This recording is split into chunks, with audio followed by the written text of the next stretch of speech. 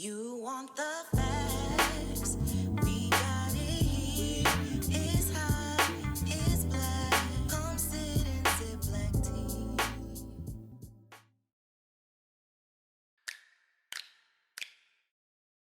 Good evening. And our final episode tonight is entitled Say His Name, Osaze Osagi, Police Brutality and Community Relationships. In this episode, we will be talking to local community members, dignitaries, and members of the 320 Coalition who all have strong feelings about the killing of Osaze Osagi on March 20th, 2019. We'll also be talking to people about Black Lives Matter, police brutality, and a way to bridge the gap between Black people and the police community. So, let's all say his name, Osaze Osagi, and let's spill the tea. I want to let you know right now, we are here in the name of love, but not any kind of love. The kind of love that imbues a sense of purpose and duty. The kind of love that doesn't ask nicely, but demands justice. Stop the violence, stop the hate! All shooters and to fire Officer 1.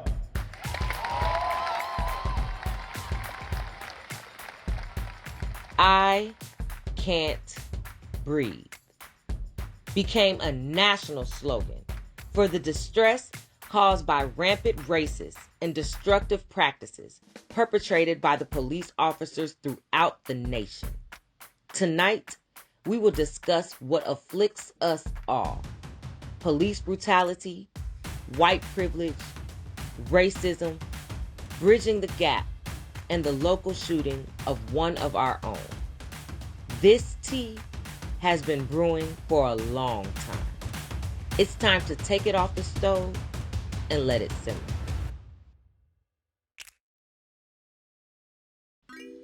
The killing of Osaze hit the community hard. It was proof that Happy Valley wasn't so happy. We were able to sit down with some residents and community members to see how they felt and reacted to the shooting of Osaze Osagi here in their very own backyard. Black Lives Matter, because they do, period. This happened here, and it's not just a them problem, it's a us problem too.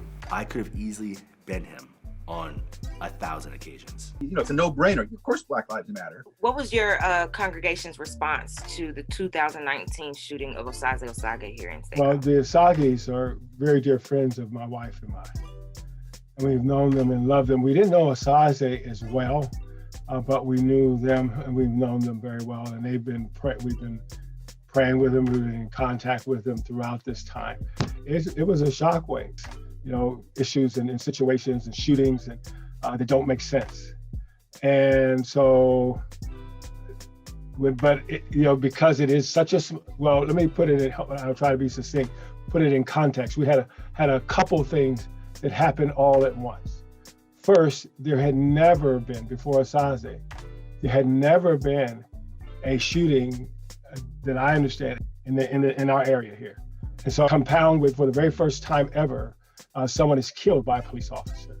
Compounded that with the situation where he's a Black man, and then you attach that to everything else that has been happening around our country.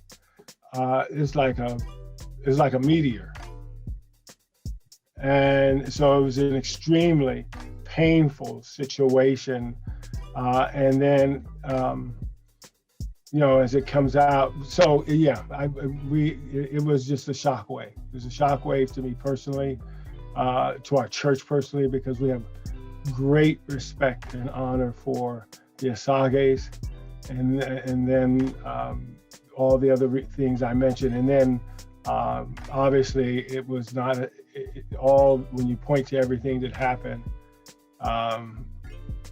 it was a mess. The police did a horrible job. And then the question is always, it comes up, if he were white, would he still be alive? When you hear the term Black Lives Matter, All Lives Matter, and Blue Lives Matter, what do those terms mean to you? I look at it from a rhetorical point of view, and it seems to me that, of course, Black Lives Matter, but what's curious to me is why people tend to be resistant to that. It seems like an obvious thing, and why people, and so I personally wonder if in the formation of the movement, which is a loose movement, but when the formation, if they were used instead of Black Lives Matter, say Black Lives Matter too.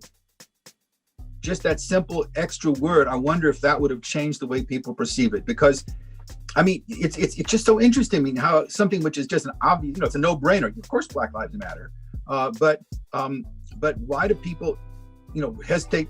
Because I think a lot of people see in conflicts between the police and people who are African American, they're concerned about the police being treated fairly, or the police being able to survive and go home to their families. And the same thing, why is this? To me, I just look at it as sort of an observer and wondering why this is so controversial, and wonder about ways to be more persuasive. Because, like I say, it's no brainer. Of course, Black Lives Matter. But why are people, hesitating about this? And I think a lot of the people who hesitate are not necessarily against giving fairness to Black people. It's just something about that phrase is bothering them.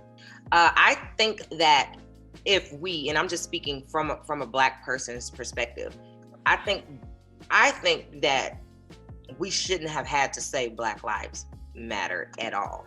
Like, it shouldn't have had to be said, but it was clear it had to be said because of the constant brutality and overlooking.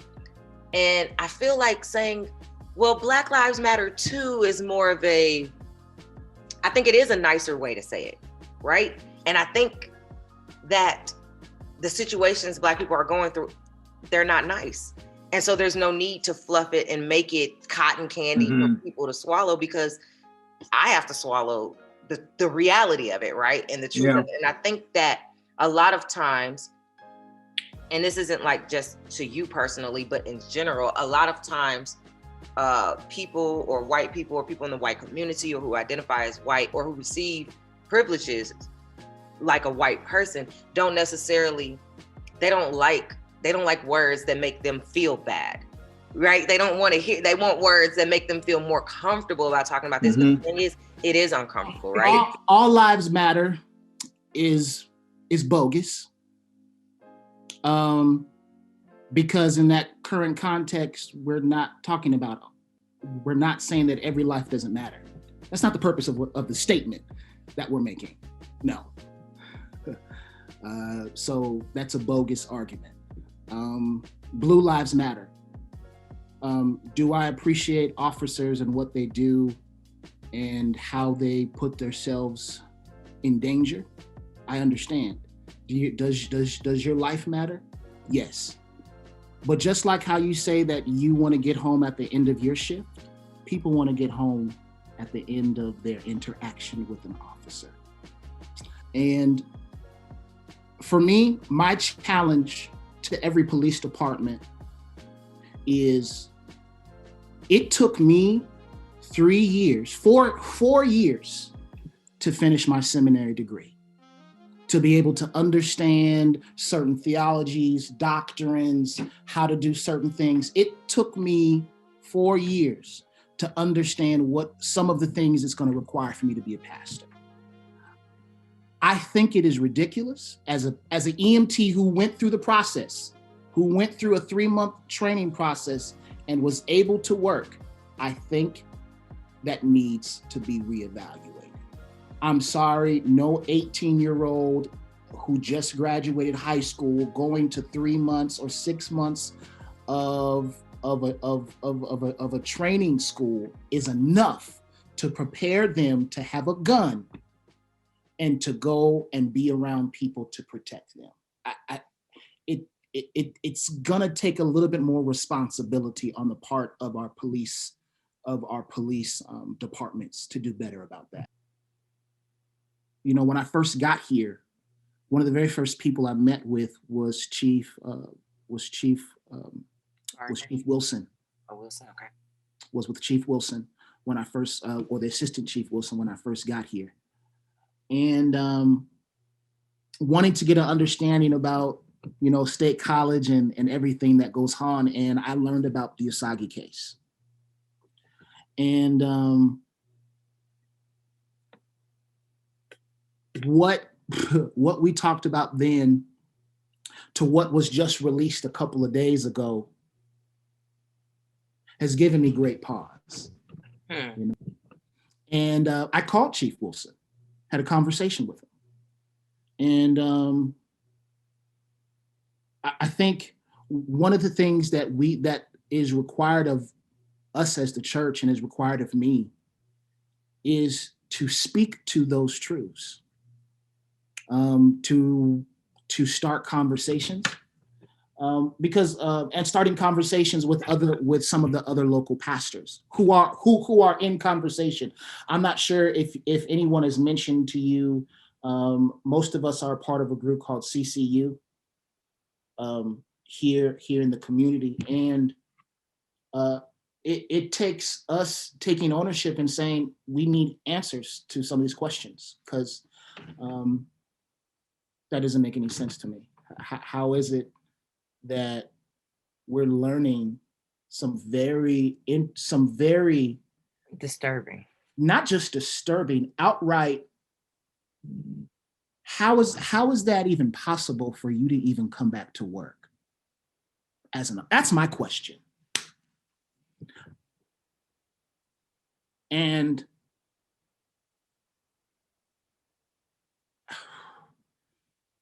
it's hard.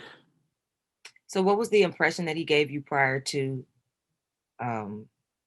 some years ago? What kind of impression did he give you? When I first got here in July, his impression was, he was a part of the committee that did the investigation into their officer and into what had taken place.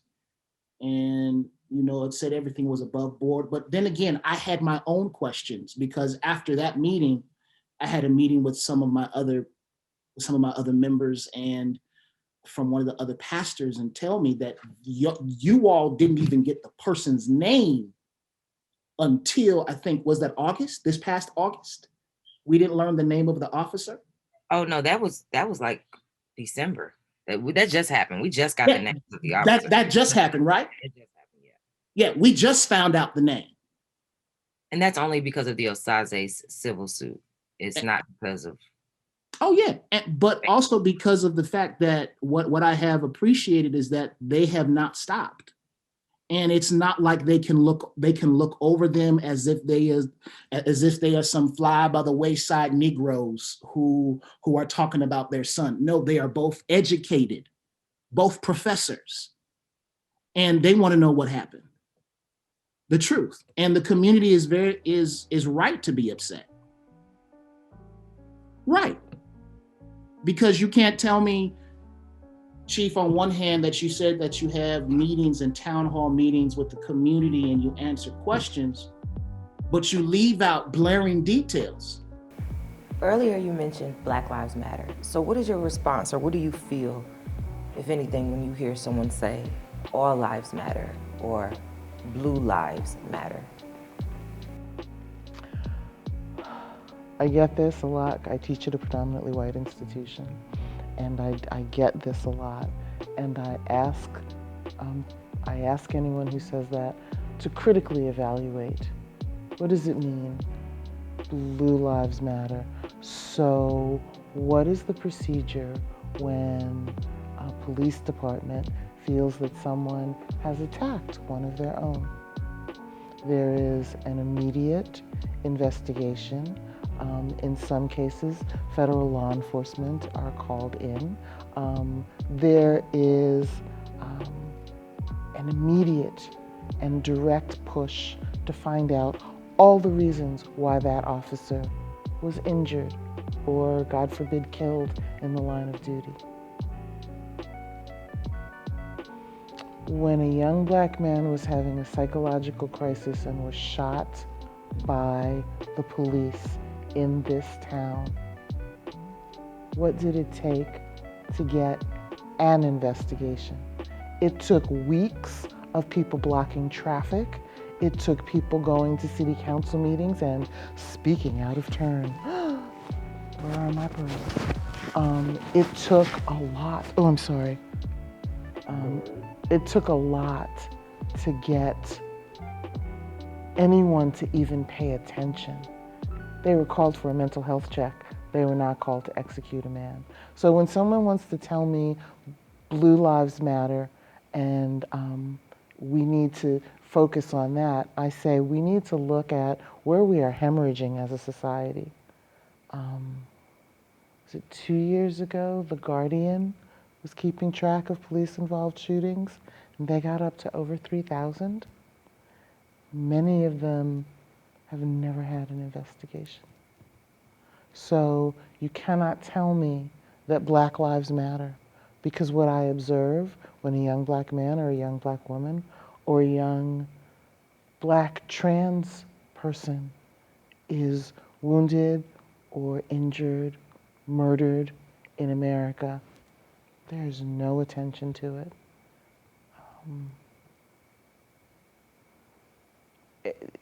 It's a false comparison. It's a false dichotomy. If it mattered, then we would be able to say, oh my goodness, yes, the man that murdered George Floyd and the men who enabled that to happen are dismissed from the force and are being prosecuted. Oh, but wait, that is a battle. The man that paralyzed Jacob Gordon would be under arrest because he shot a man at point blank range who he could have subdued in a myriad other ways. But instead he chose to shoot him in the spine at close range. Don't tell me Black Lives Matter if I can point to any one of those examples, then it completely derails the argument of all lives matter, because I know that the lives of Black people do not matter. These things have been happening for decades in our country, and now, because of citizen journalism, we get to see the things that before we said, oh, we don't know what happened. Yeah, you do know what happened. And you cannot protect people that use their office to murder people. This happened here 2 blocks away from me, so yes, we care about George Floyd and everything else, but this happened here and it's not just a them problem, it's a us problem too. So I think it kind of changed that perspective that not even Happy Valley. Yeah, so not even Happy Valley is safe from systematic racism and police brutality. Do you think that if he, of course, if he wasn't Black and solely just having a mental health crisis, do you think that he would have still been alive? Absolutely. It's up to all of us to make change and make it better and fight this shit. I mean, it sucks. It really is horrible that this happened, and I want to take a more active part in making sure that I'm producing work and hopefully lending my support to give voice to some of these issues so that it reaches the people who really need to hear it. I mean, it feels sort of self-evident to me. These stories need to be told because unfortunately not enough people know it. And like, one of the responses that we got a lot after we shared the Osaze Project is that a bunch of people had never even heard of this and it's in their back door. So if we can just reach like one person and open their eyes to these kind of issues and these situations, then I think it's worth it. I'll say that it was a very important step and a very important project that I'm definitely going to carry with me for a very long time. And it's definitely informed me on how I should be acting and how to be more actively anti-racist. I met some very wonderful activists, theater makers, teachers in Charles Dumas and Tierra, who very much inspired me, and I have so much love and respect for them, not to mention just everybody else who was involved in production, but those two specifically really, really inspired me to be better, to make a more active, conscious decision. And I'm still figuring it out, and I'm still getting it wrong. And I know that's from a position of privilege that I can actually say that. But yeah, no, I think it's definitely inspired me to look more critically at the world around me.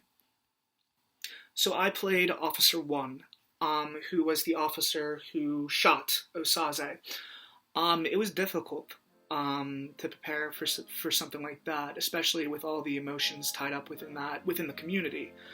But the way I approached it is that I didn't want him to be a stereotype that sometimes comes across as just, oh, the overtly racist person that's inhuman. Of course he would shoot an unarmed black man, because I don't think that would do Osaze any justice, is turning it into a stereotype, because the reality is these are just real people that can commit these really awful crimes and do these just horrible things. I agree when it comes to a lot of this stuff, because I try not to resort to anger, because I know that's not always beneficial.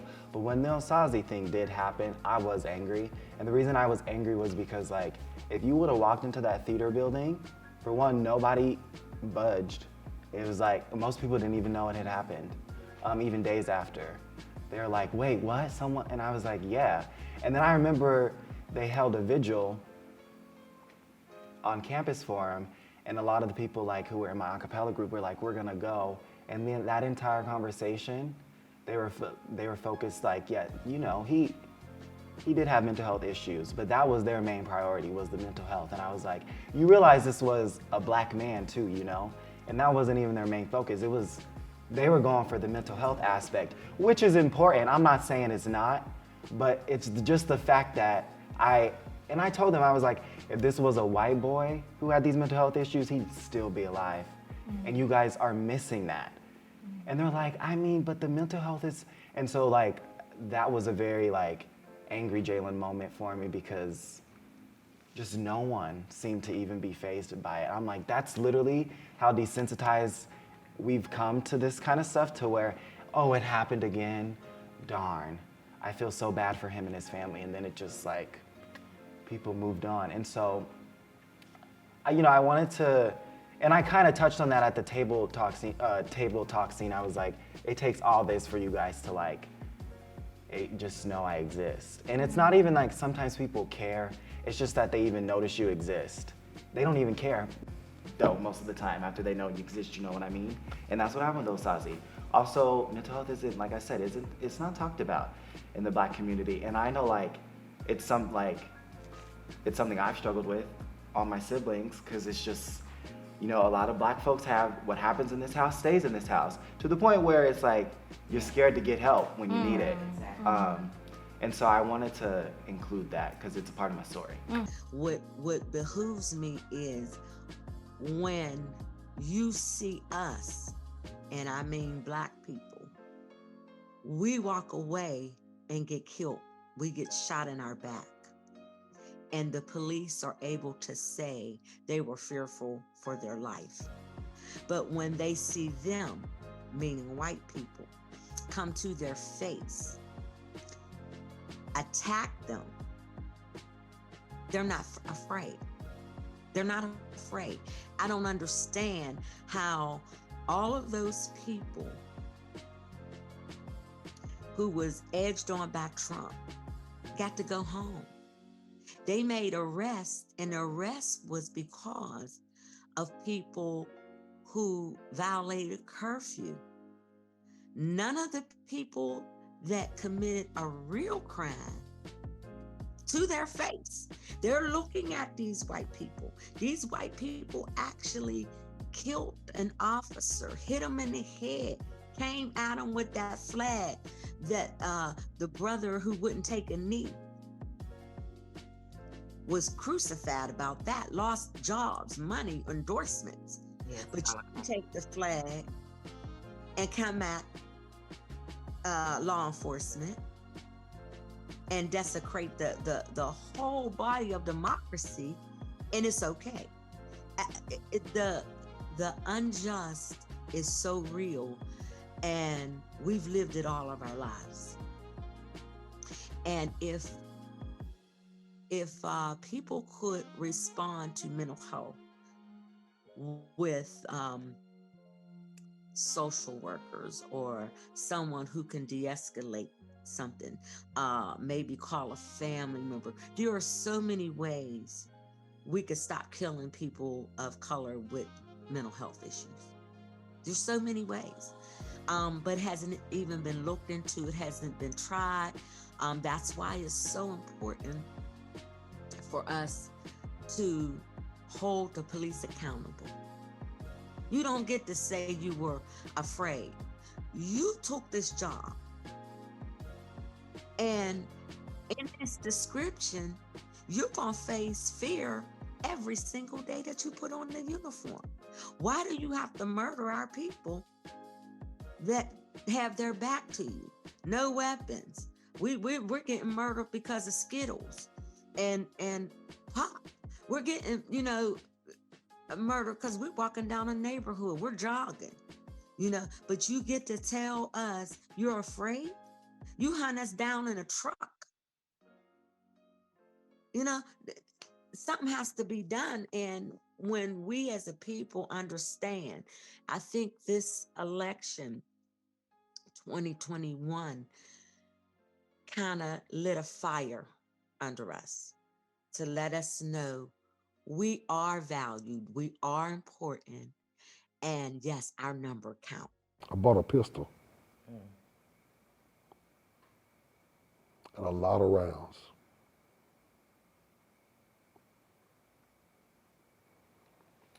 That's our solution, you think? No. But what it is my determination is to always go home. And so I should not be on a walk with my dog or exercising or doing anything and have to explain myself to you for any reason. However, if there's a decision, in my opinion, to have to talk to the judge or talk to Jesus, I'm gonna talk to the judge.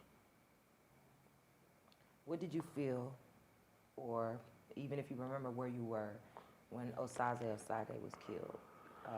Did this change it might not have been, our perception might not have been as Happy Valley, but I'm pretty sure it shook up some of the other citizens in the community, and maybe they didn't think this place was so quote unquote happy anymore. But what did you feel when you heard about Osaze Osage?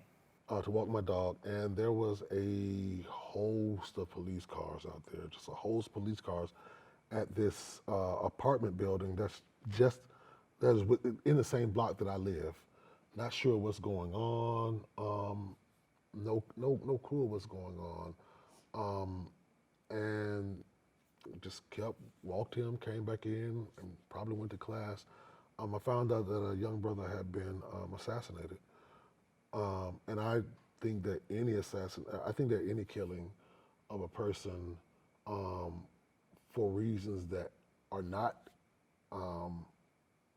justifiable, but are treated by the justice system as not prosecutable is an assassination.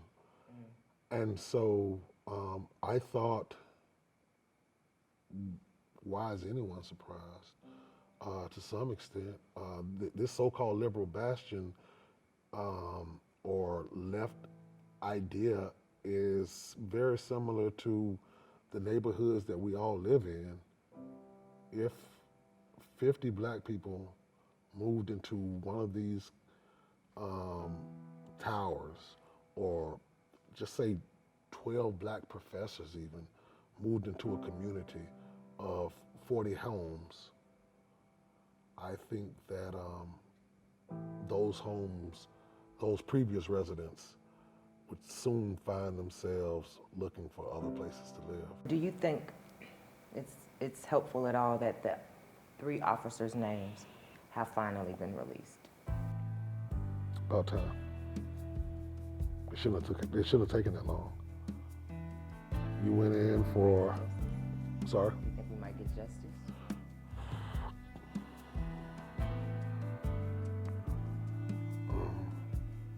So the young lady, Amanda Gorman, this week made a statement and said, it's not justice, it just is, right? And so I think that she kind of reflected a statement that that in the moments and in the follow-up that we've seen globally, locally, the number of allies that have joined in since, especially the lynching of George Floyd, I think has helped to propel this cause that people have been fighting for a considerable period of time. And so I think that there is greater accountability. However, I think the greater accountability to indictments and or attempted prosecutions is far less frequently found, and convictions are anomalies. We knew exactly what this was, and we knew individually that there was work to do. We had no idea as individuals what to do. So we began meeting. I think our first meeting that I remember going to, other than going to Surge, standing up for racial justice meetings, was just a group of citizens at Webster's, and we sat together and we just shared, and we just we needed to get it out, and we didn't know what we could do, where to turn, but we knew that we needed to be together and we had to figure out a solution. And so those were the beginnings of the 320 Coalition. Groups of people, separate groups in State College, realizing that something needed to be done, and what could we do? Elaine Meter Wilgus, who is the owner of Webster's Bookstore and Cafe and is a personal friend, is an avid advocate for the positive change in Centre County, and held the initial meeting in her establishment, sparking the creation of the 320 Coalition. So, what was your response, or what did you do in your home when you heard about the situation with George Floyd, Ahmaud Arbery, Breonna Taylor, and recent events? Yeah. Within your home or within your, within your local community? Yeah, I went to a lot of the protests. It was heartbreaking. When we look at, these people whose lives were just taken away, and it suddenly becomes a point of debate or, you're a mother, I'm a mother. I mean, you can't separate the tragedy and heartbreak. And so what did we do in my family? I mean, obviously, especially with George Floyd, we were thinking about COVID, right? Is it safe? It was summer, it was outside, let's go. Let's wear masks, let's go. We gotta show up. And we talked about this when working on the Osaze project. I believe it was the week after, or several days or several weeks after Osaze was shot. And there was a gentleman experiencing a mental health, situation in his home. He was an older white gentleman, and he was armed to the teeth. He had guns pointed out the window. And they spent hours and hours talking to that guy. So it's very hard for me not to see that there is an absolute difference in the way that the police deal with a white body versus a black body. They bust up all the windows in that joint. Was there kids in there? Somebody just hopped out with a baby. Come on. They just bust up all the windows. My name is Arrow Williams from Jackson. real cute. But let me state something here. We are here because George Floyd was lynched in the middle of the street. Nobody did a thing. Justice now, all of these people out here in Pennsylvania, since I moved up here, you all promote yourself that you're real inclusive. You're so progressive. You guys acknowledge everybody, but really, it's not the case. Because up here, I'm hearing a lot of white people talk about what they feel like, and I don't give a damn about what you feel like. What I care about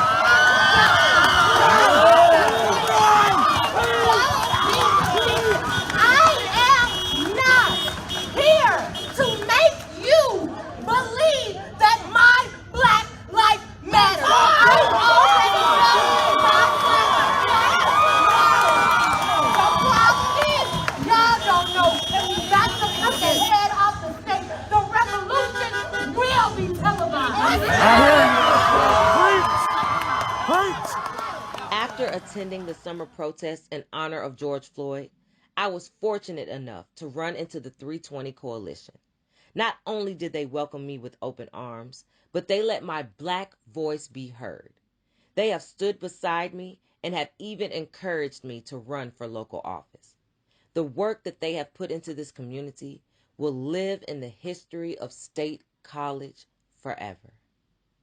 The tragic death of Osaze Osagi left a huge impact on the larger community of Centre County. The 320 Coalition is a result of that impact. As a member of the coalition, I deemed it important to sit down with some of the founding and new members who expressed to us what the death of Osaze means to them and why we fight for justice. I would say fighting for Osaze, we really felt, I really began to see, oftentimes they're like, oh, my family's like, what are you doing out there in like Redneck, Pennsylvania? Why in the world would you be in a place like that? And I didn't really feel it until we started fighting for Osaze. So I would say one of the earlier protests that we had was we had a die-in at the Lion Shrine, and it was during Blue and White weekend. And apparently this was a big weekend for Penn State. I don't know. I don't go to football games. I don't know anything. I think that football is slave labor. That's another story. But so we had a die-in, and we lay down around the shrine, which is very interesting because it's called a shrine. And that has its own implications. So we had a die-in, but what was very interesting was that these white parents, they came with their children, and they asked us to leave so that they could take a picture at the shrine. Not only did they ask us to leave, confront us, and insult us, by the way, it was a silent die-in, so we didn't speak. They proceeded to walk over our bodies with their children to take this picture. And when some of their, like say a husband and wife, I think a wife one time challenged, and sometimes the husband was challenged, like, no, let's just go away, let's just go away. And someone said, oh, don't worry, we're just gonna Photoshop it. And I think that was really, it was a very powerful moment because, we couldn't respond. We had agreed. It was a silent die-in. We all agreed not to speak. People were getting restless. We would hold each other, don't talk, don't respond. And it was a very powerful moment because not only were they so hateful, they actually, and some of the children were asking, they were like, Mom, Dad, what's going on? Why are these people lying here? Why are they on the ground? And all the black bodies were in front. We had a lot of white people in solidarity with us that were lying down, but we positioned the black bodies in the front. And so it was very powerful. Not only would they tell us to leave, get angry that we were messing up their picture, and their need to just take this picture with this lion, but they were also telling their kids that we did not matter. We were so insignificant, and the ugliness of the die-in could be photoshopped. And that's kind of the story of State College. It's kind of the story of Happy Valley, you know, like if there's things that are going on, well, it's kind of just like, it's a little blimp on the radar. It's something, let's just Photoshop it out. Let's pretend it didn't happen. And if there's a little bit of evil in our beautiful Happy Valley, well, it's just an abnormality. That's not the status quo, that's not the norm. And so that fallacy, I think, became more evident after that day, where I found that I realized more in fighting for Osaze about many of the lies that exist in State College. And from there on, I would say my eyes were opened to more of the struggle at the community level. I'm really realizing throughout the fight that this was something that people were willing to do. They were willing to make that sacrifice of like, use us. Make that sacrifice. Our unhappiness is not worth their struggle or their attention. They can just Photoshop it out. How did you handle in your household, or what did you feel, what did you do when you saw the murder of George Floyd, Ahmaud Arbery, Breonna Taylor? And then on the other end, what do you feel when you hear people say all lives matter or blue lives matter? Well, I mean, it's quite terrible, you know, first of all, there's no such thing as a blue life, right? This doesn't exist. What's a blue life? Someone's uniform is their life? No, someone's uniform is not their life. They can take it off, they can put it on, they can wear, many of the police officers don't even wear uniforms. And are the uniforms even blue? I don't even know. So the Blue Lives Matter is it's just silliness, right? It's just kind of saying, it's just a pushback against Black Lives Matter.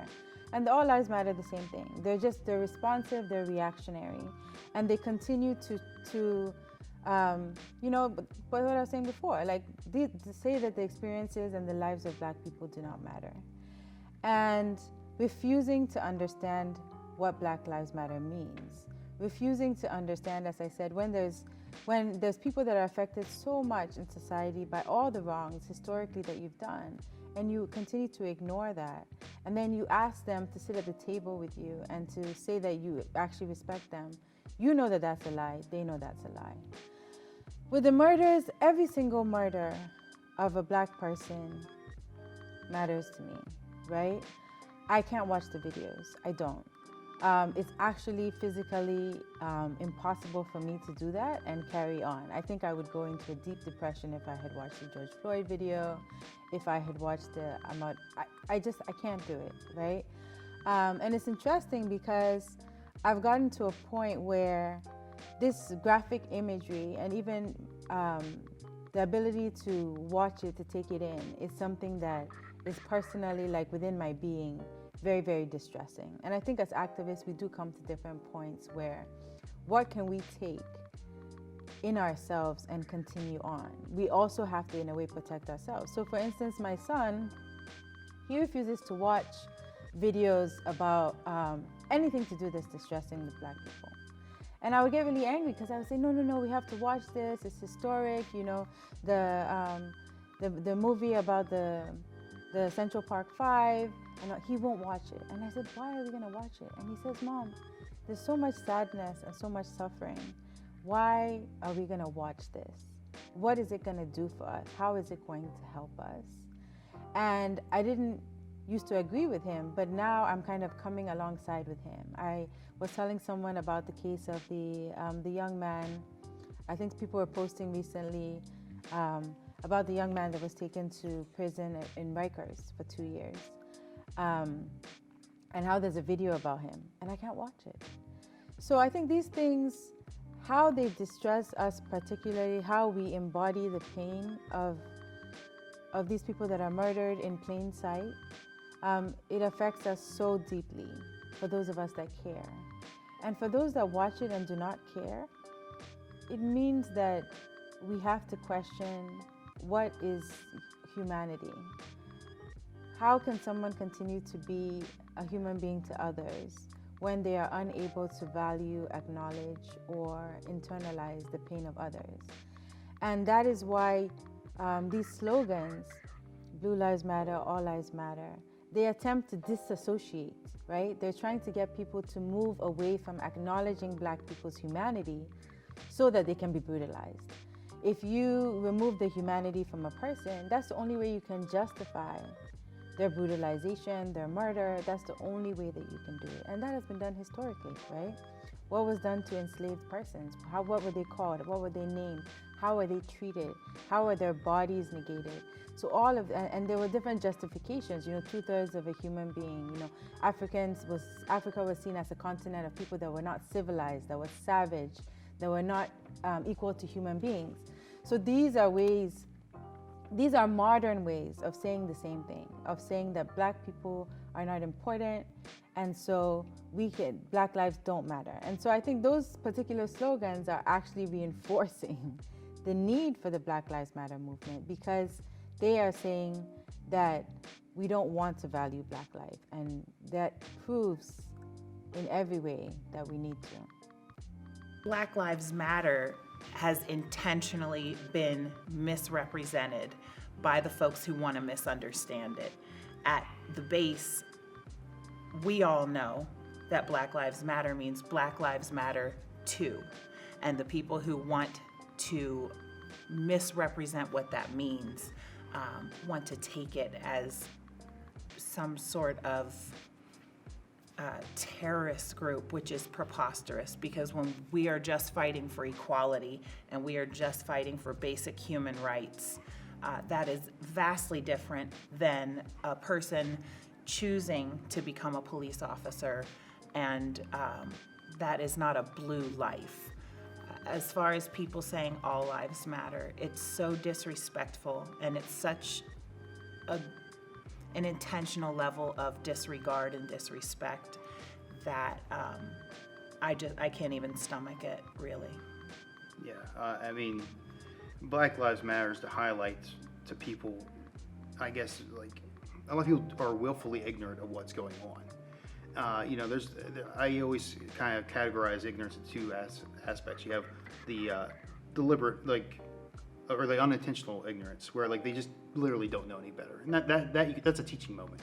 But then you have the people that are willfully ignorant, and those are usually the ones that say all lives matter, et cetera, et cetera. It's like, well, yeah, obviously all lives matter, but Black Lives Matter is, and we need to highlight that there's a disproportionate enforcement of laws on people of color. That's just the way it is. It's statistically shown.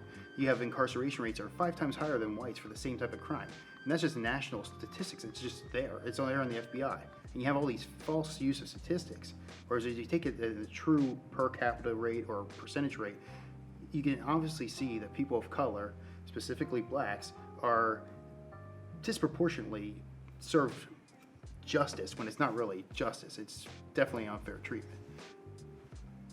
In terms of mental health, I don't understand why, if you're dealing with somebody who has paranoid schizophrenia, I believe, you wouldn't cover a peephole and not identify yourself if you're opening the door if somebody has that condition, because now you're playing into that paranoia. So why wasn't there a mental health person there, or a person who knew him better handling the situation, or at least trying to handle the situation? And why wouldn't you identify yourself? If you're trying to build trust or trying to de-escalate a situation, you identify yourself and you try to build some sort of repertoire or rapport with a person in order to build the relationship, to set the foundation for trust. So if someone has a situation mentally where it's literally paranoia, why would you not try to establish trust to build a relationship to eventually de-escalate the situation? So at the very bare minimum, it's a failing of addressing mental health. But based on history and statistics, there might be racial bias. So to answer your question, I think it leans a little bit more towards mental health, but I wouldn't be surprised if it wasn't a racial bias issue as well.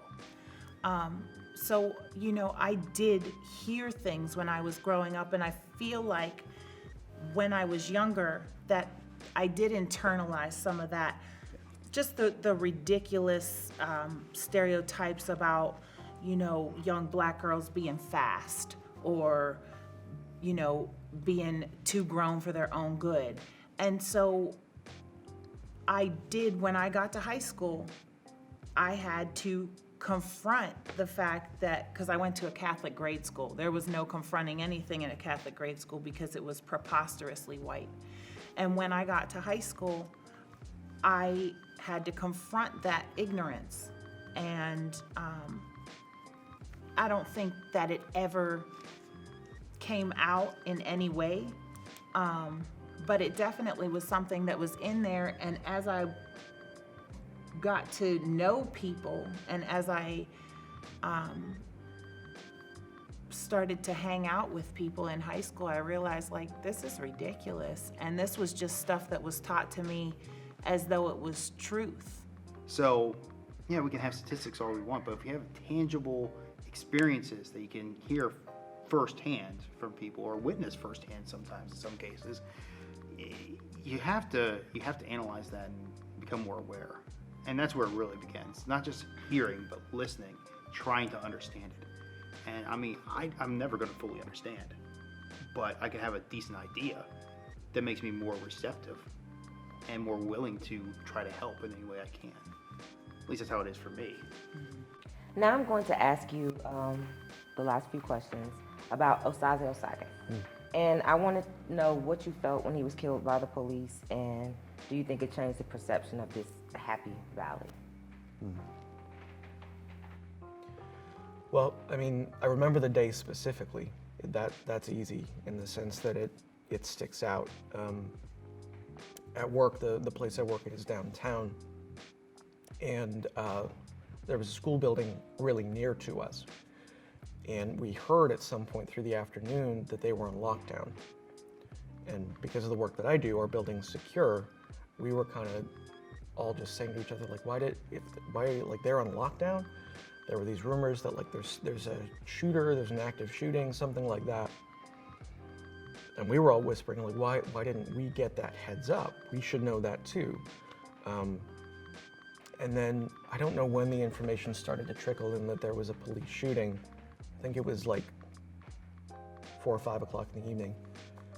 I remember sitting on my couch at 8:30 at night, seeing the article on statecollege.com naming Osaze Osage as the person who was shot. And it went right through me. I knew that name. You know, I don't know that I've ever said 2 words to Osaze, but he was really good friends with my brother in high school. He's been in my parents' house. And I hadn't thought about him in a decade, right? Because he and my brother were good friends, and then my brother went off to school in a different place. He lives in Maryland now, and they hadn't been in contact. But I knew that name, and it just a total shock. So, a few friends of mine at work, of course, knew that the lockdown had happened, and we're starting to read the news at the same point. And I remember furiously texting with them, one of which is an integral part of 320 now, Camise, and just saying, like, I know this person. My brother knew him. Like this, and you would think at that point, this is almost 2 years ago, you would think at that point, I would be done being surprised that, oh, it can happen here, but I wasn't. It's, it was especially personal in that way. And I guess it wasn't, I don't know if it was surprised that it happened, but I couldn't process it at the moment. And the more details I read, every time I speak publicly, I have to stop myself from going through why this makes no sense, and just because I think the story that folks have in their minds it's not accurate, it's not full, it's not detailed, it's simplistic. You say you bring the mental health aspect to the 320 Coalition to other organizations that you work with. Do you think if he wasn't having a mental health crisis, he still would have been shot? And why is that aspect of it so important? I don't know. I mean, I don't know how different the details would be if there weren't a mental health crisis. Like, as we have seen repeatedly, absolutely it could and is more likely to happen when police encounter a black man, armed or not. But one of the things that especially stuck out to me is, like I said, as I was reading more of the details and they were coming out and that there was a mental health warrant, I know specifically what that means. I used to work for Can Help, which is the mental health crisis organization that at the time was responsible for responding to mental health crises and issuing 302 warrants. So I knew specifically how calls like that can go. I've never been a police officer, of course, but like I've been on these calls. So hearing that first told me, okay, if there was a 302 warrant, there was specific firsthand information about exactly how Osaze might have been a danger to himself or others. It has to be, in order to issue a 302 warrant, there needs to be a firsthand witness. They heard it, they saw it, they were sent a text message, in this case, with information about a plan to either commit suicide or kill someone else, with some indicator that that is likely to happen. And the fact that the 302 warrant was issued means that the police would have access to that specific written information because that's required to issue the warrant. So 5 days after the shooting, Monday the 25th, I went to a CCU meeting where they held a town hall. And Sergeant Slayton from the Pennsylvania State Police showed up, and he was the one kind of directing things and answering questions. And there was a lot of confusion about the warrant and this process. And I stood up and I said, I explained how this process goes. Someone with information contacts Can Help talks to them if they can't talk to the person who might be in danger, or if that person's not willing. They take the information down, they issue the warrant if it meets criteria. In this case, it did. That then goes to the police department. They have access to it. They can read it. They can see these are the threats made. This is the concern. Given that, I don't know how. I know how it can happen. I don't know how it can be justified in any sense that any officer on scene did not have specific detailed knowledge that is written on the warrant that they need to be there in the first place, telling them exactly what the concern is. And they're there for the sole purpose of safeguarding life. That is their only job. So I have been pushing for like diversity and inclusion at Penn State prior to George Floyd. But I feel like I didn't really have a good grasp of just how entrenched white supremacy was in things like the police force and things like our government until what happened to George Floyd. And to be honest, it shouldn't have taken me that long to know that. Like, that is a shame on my part, and a shame on other white people that were shocked to see that event being filmed, right? I mean, we know that these things happen all the time because of the narratives that Black and brown people tell us about their experiences with the police. And so when that happened, it felt like everything that I had been championing for was kind of, how do I explain this? I still held those same values, but I didn't realize how bad the issue was, right? I didn't realize how entrenched white supremacy was and how much it needed to be dismantled in every single space, right? So shortly after George Floyd was murdered, I started joining community organizations that were fighting for Black lives regionally, and then also doing my part of re-educating myself, reading books, following new people on Instagram, like subscribing to podcasts that would teach me about the things that I never learned in school. I mean, my curriculum growing up was completely whitewashed about how this country was founded, how dampened narratives of Black slavery. And so I really had to do, after George Floyd was murdered, I really had to do a lot of relearning about what I had always been told was like the foundation of our country. And after that kind of short educational period, I was like, well, the best way for me to be an ally, right, is to be out there, is to be doing the work, right? Not just learning about it and talking to folks about it, which I did in my family, but also being out there and like getting these messages across, pushing for change, fighting for change, and especially, you know, in our community with Osaze Osagi being murdered, fighting for the, you know, justice for Osaze. And that was, you know, kind of started the ball rolling of how I became an activist in State College. One of the things I saw after George Floyd was murdered a lot on Instagram was about like folks, you know, Black people being like, yeah, white people will sit there and like listen to our music where we say cops are bad, right? Where cops discriminate against us, where they kill us, right? And they love our music, but they don't actually understand what it is what we mean when we say that. And I feel like I was one of those people too. And so it wasn't until George Floyd was murdered that I really had that wake-up call, you know? And that injustice of what happened with George Floyd had already happened in our community. And it didn't get the same outrage, even though it was right here. Like, I feel like more people showed up to the George Floyd protests, you know, that happened in our community, the solidarity protest, than they did when Osaze was killed. And that's a shame, you know? And so I know that since then, at least the messages of what happened to Osaze and the narrative of what happened to Osaze is much more widespread in the community. Now, you know, we've been able to pinpoint like this happened in our community, in Happy Valley, in State College, in the middle of nowhere, right? Where things like this don't happen. It happened here too. And so I think that that's when I saw the biggest difference in folks' understanding of police brutality and racism in the police force.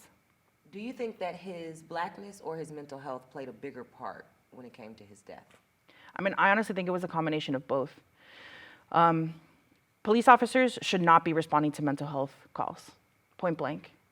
People that have mental health crises need trained professionals to be able to help them. And not only that, like, we also know that there's a lot of discrimination in social work too. You know, there should be people that are, you know, trained in social work that also look like the folks that are in these crises, right? Like, so I think that it was a combination of both. It was a combination of the fact that whether people like it or not, whether they, you know, are okay with listening to this or not, white people are racist. People are racist. We have grown up in a society that has continuously perpetuated racism. It is entrenched in the way that we think, even if you think you may not be racist. And so him being Black played a role in it, but the fact that people don't understand how to respond to mental health crises also played a really large role in it too. It was the combination of both. I feel like if Osaze had been a white guy with a mental health crisis, he wouldn't have died, for sure. And I feel like if he had been a Black man, not with a mental health crisis, but with, you know, something else going on, he very well could have died. But at the very least, we know that he probably would have been arrested in some capacity, charged in some capacity, we don't know, beaten in some capacity, like the same things that we've seen before with other Black men that are specifically targeted, you know, more so than anybody else, right? Than other demographics, right? That's not to say Black women aren't targeted, it's that Black men are seen as dangerous, right? Black men are portrayed as being, you know, you have to watch out for them. And just the fact that Osaze was a Black man, and on top of that, having a mental health crisis, that combination led to his murder. So I have two different there are two different intents with Blue Lives Matter and with All Lives Matter.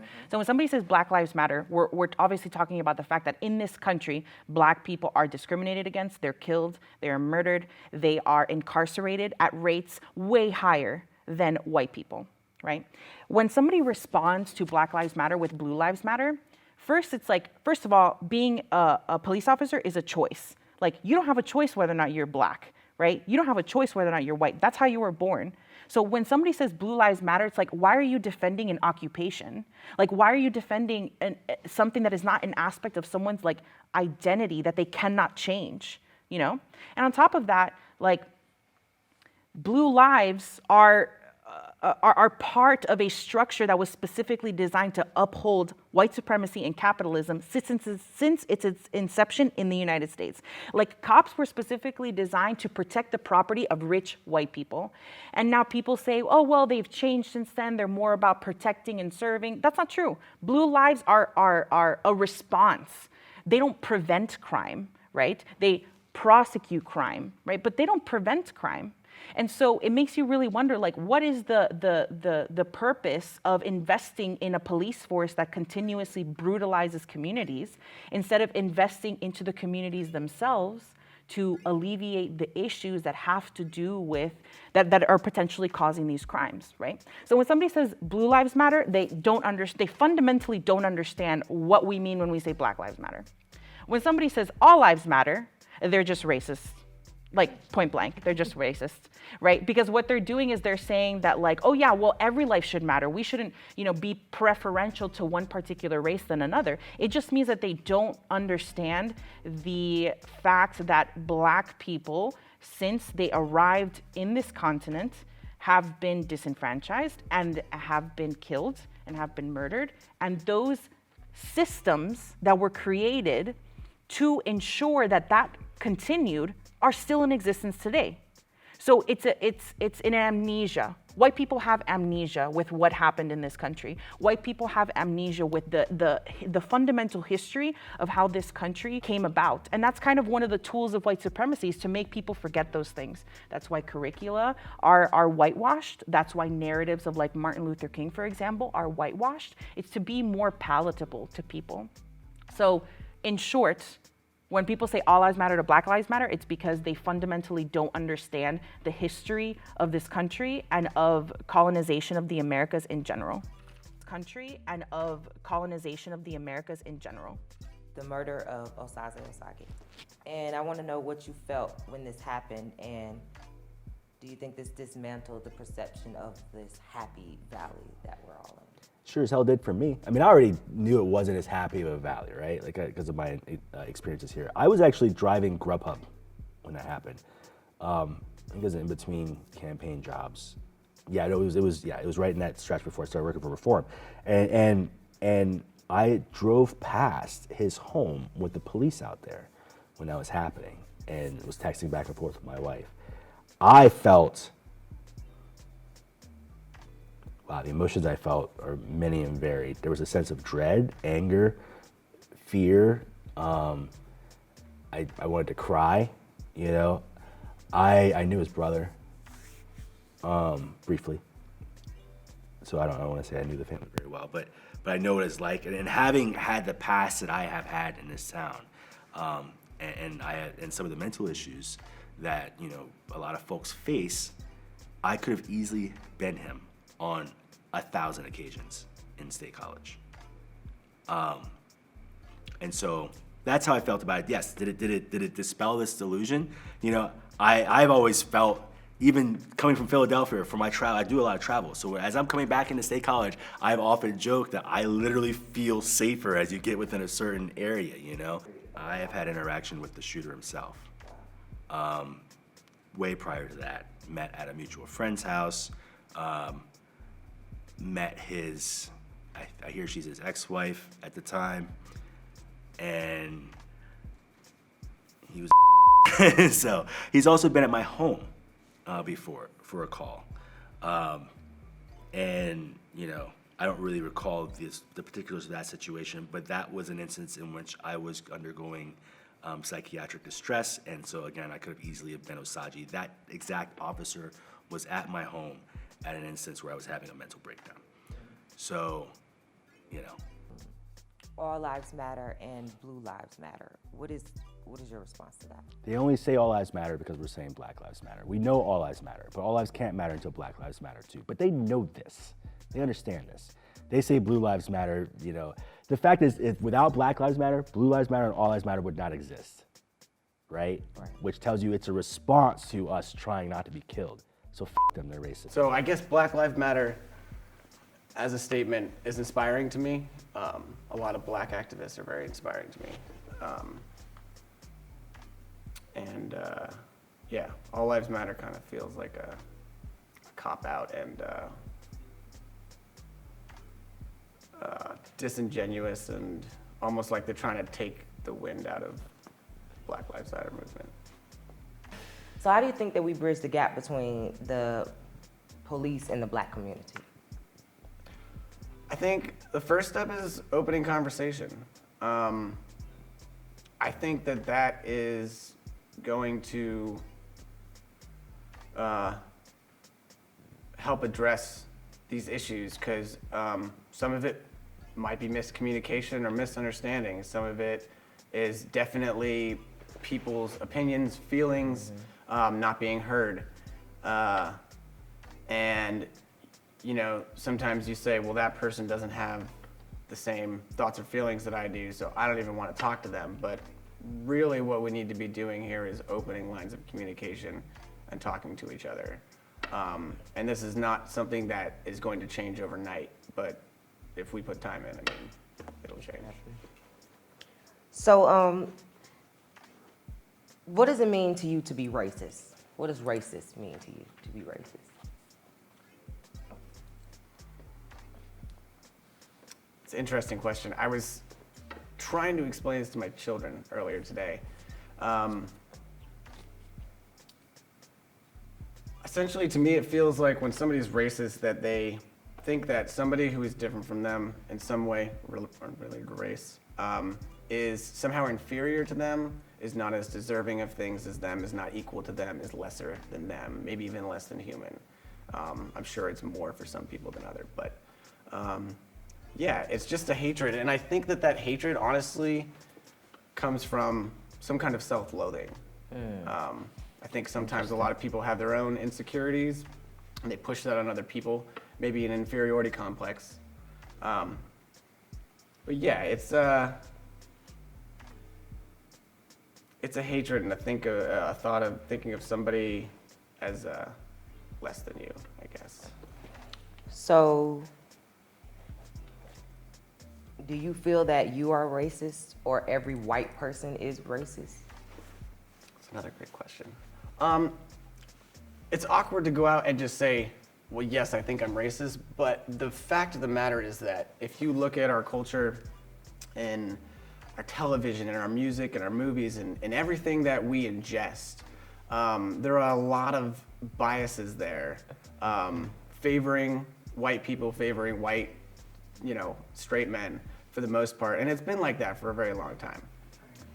And in terms of the police, I had this conversation with another student, a law student actually, last week, and we were talking about how whenever we get pulled over, it's crazy because, like, she's in Florida, I'm here in Pennsylvania, so it's not an area thing, it's literally everywhere. But, you know, we both shared a story of being pulled over and being questioned and being like, you know, the police officer was hypersensitive to like our movements and things like that until we made the announcement that, oh, we're educated black women. So she had to say that I'm a law student and I know the law. And the police officer backed off. In my case, I said, oh, I study biochemistry, microbiology, and molecular biology. And he just looked at me dumbfounded for a second like, oh. And it happens all the time. Like, that's probably the third or fourth time that I've experienced that. And every single time after I say my degree, they let up. And it makes me think about, well, what about my people who can't say that they have that degree or they're getting that degree? What does it mean for them? What is their letter? What is their grace card? Why do they even need a grace card? So that fear, it's real. And I mean, I experienced it too. Anytime I get pulled over, my heart races. Yeah. And then I get into a moment, you know what? I'm not giving them that power. I mean, I'm just gonna sit here and be me and be my confident self, and sometimes I get a little attitude. But, you know, I try to keep myself grounded in the situation because they don't need to feel like they have power over me because you don't. Charles Dumas, activist, professor, writer, director, actor, and friend, let his soul flow at one of those protests in 2020, and we had to share his words. You are leading us into where we should be going in a land where all people are judged by the content of their character, not the color of their skin.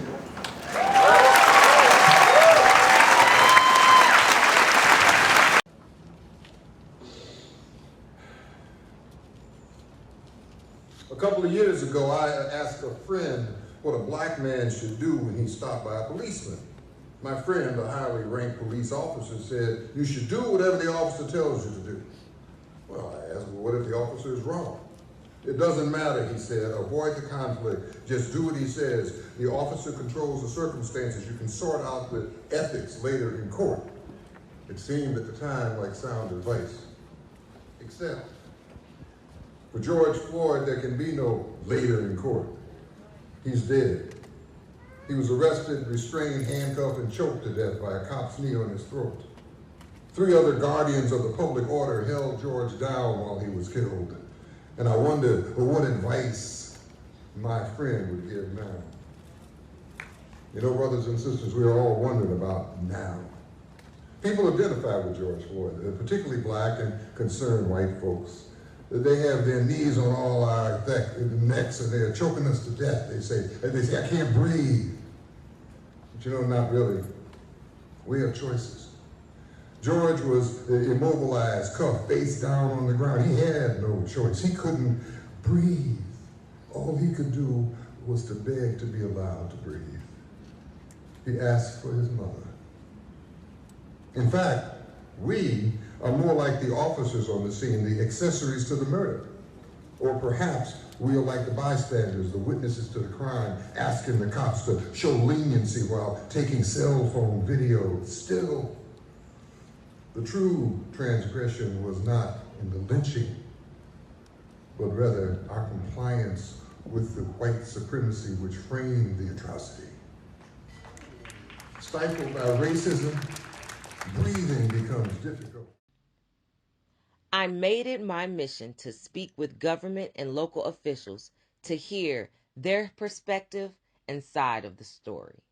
So I want to ask you, what do you feel when you hear the terms Black Lives Matter, All Lives Matter, and Blue Lives Matter? Well, Black Lives Matter is a special, in my opinion, Black Lives Matter is different from Blue Lives Matter and All Lives Matter. Okay. First of all, of course, all lives matter. They do. To me, they do. All lives matter. I think that Black Lives Matter, however, is special because it addresses the kind of special circumstances in which African Americans live in this country regarding all kinds of the things we've been talking about and many more. Okay, so to me, I actually have contributed to Black Lives Matter. I have a T-shirt, actually, from Black Lives Matter that they sent me as a result of I gave them a contribution. But that's not to say that I agree with everything Black Lives Matter has to say, but Black Lives Matter is not the same as All Lives Matter, and certainly not, obviously, Blue Lives Matter is another issue we can talk about, but I think the point you're making is All Lives Matter and Black Lives Matter. Black Lives Matter, they don't matter more than anyone else. They matter as much in an equal society as anyone else, and they obviously don't now. That's why you need to have Black Lives Matter is apart from All Lives Matter, okay? Do you believe when someone says all lives matter that they are racist? Not necessarily, but I think that again, I think they don't get it. They don't get it. They don't get it. I would agree. I would agree that someone who says all lives matter is willfully ignorant, but I believe someone who says blue lives matter is just racist because. Well, okay, so on All Lives Matter, I think we agree. I think that I do think. In the think terminology all, right? In the Constitution it said all men were created equal, Yeah. and that was never including me. So when I hear someone well, say the Constitution, all lives matter, right? Because the Constitution didn't honor that all. right, and so when you hear that same terminology, Right. and then it wasn't like all lives matter was just created, right? Right. It was like it was created in opposition Right. to Black Lives Matter. And the reason Black Lives Matter was stated is because over years, it has been proven that Black lives haven't mattered. That's the difference.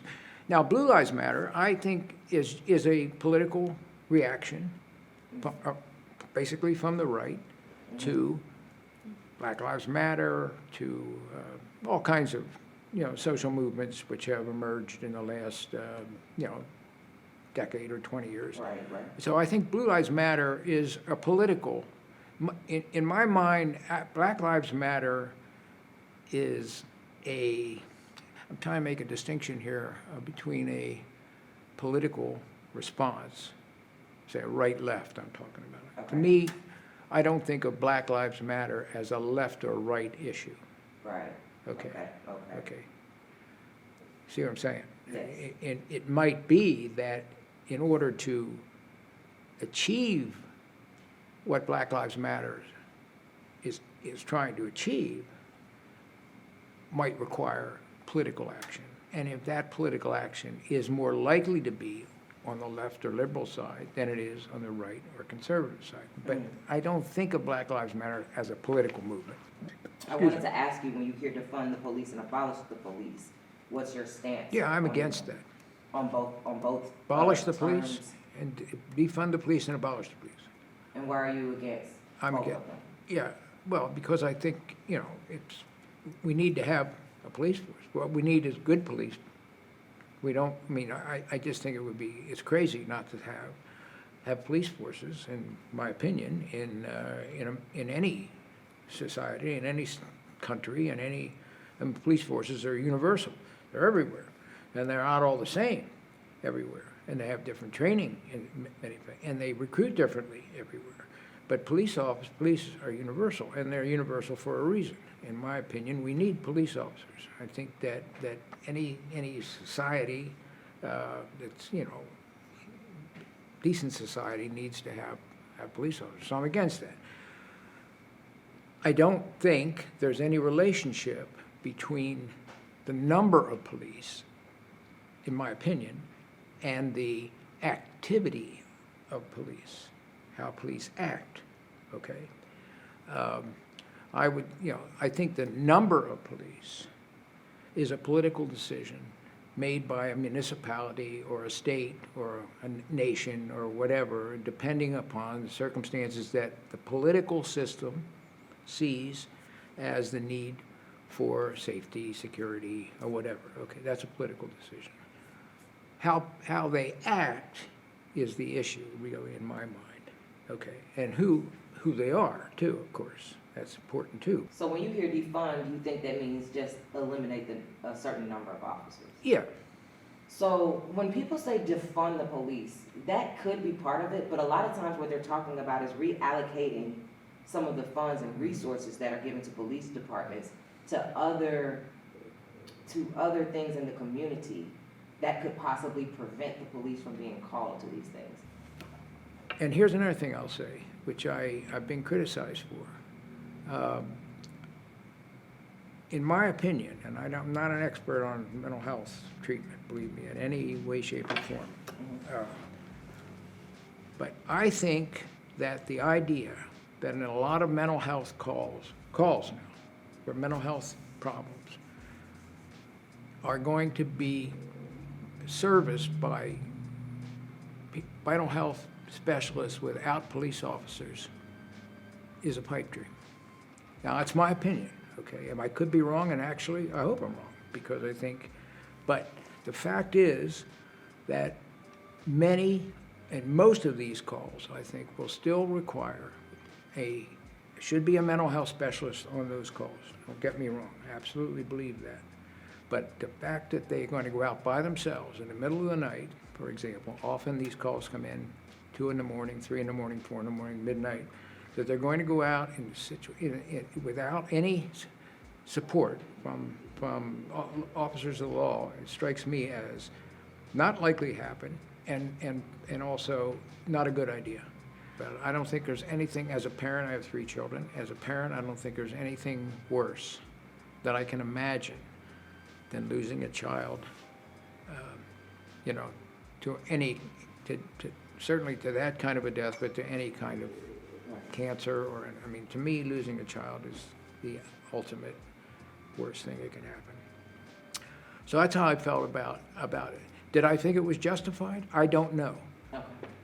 I wasn't there. I can't. Let me say this.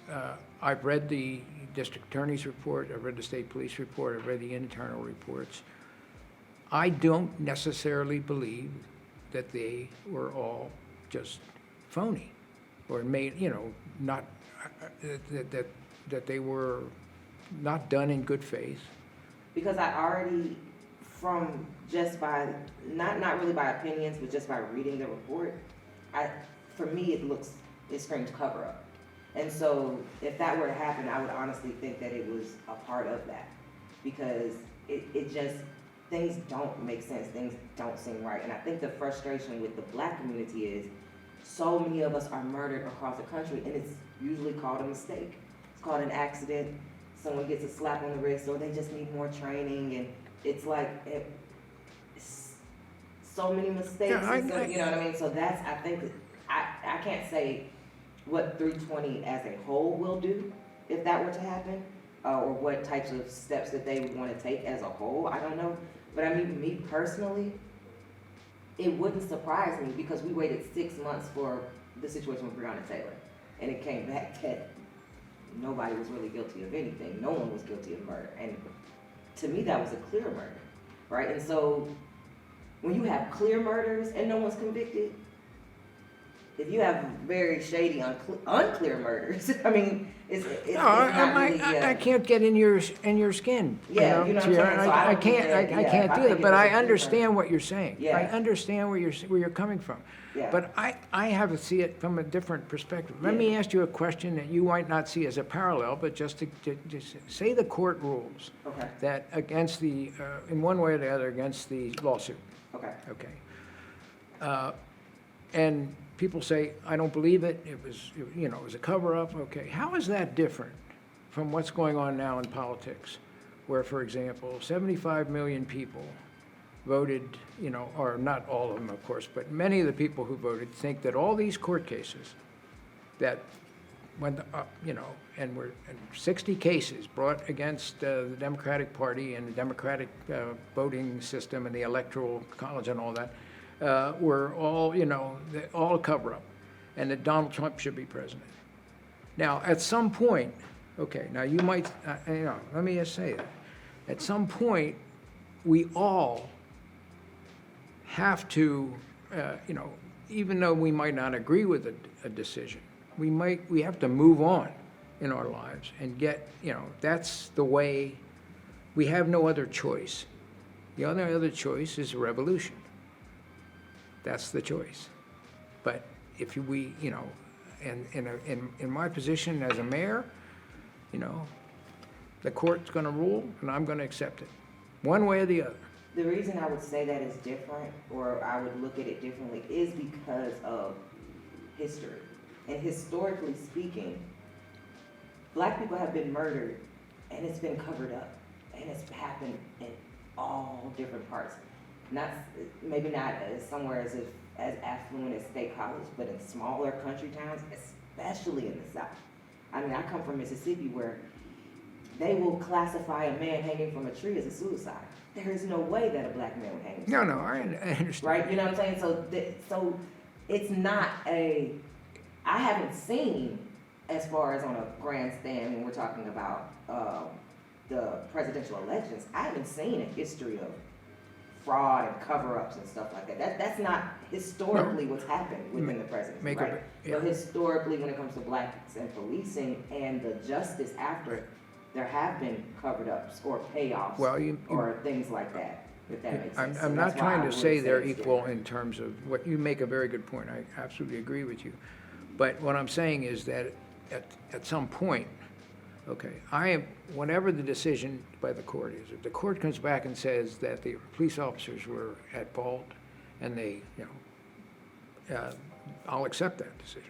Thank you so much for coming and speaking with us, Mayor. We really appreciate it. Well, thank you for inviting me, and thank you for giving me the opportunity to vent and to, but I've really enjoyed our conversation, and I'll be perfectly honest with you, it's the most stimulating conversation I've had in a long time. Well, I appreciate it, and hopefully we can sit down and have more of these. I hope so. Plays a part there. Well, I think a lot of it is perception. I think, in terms of our officers, I can sit here and look at you and say, no, we don't have any officers that are racist here. I firmly believe that from the bottom of my heart. But does that mean, but does that mean that we don't say or do things sometimes that might be perceived as being biased or racist or whatever?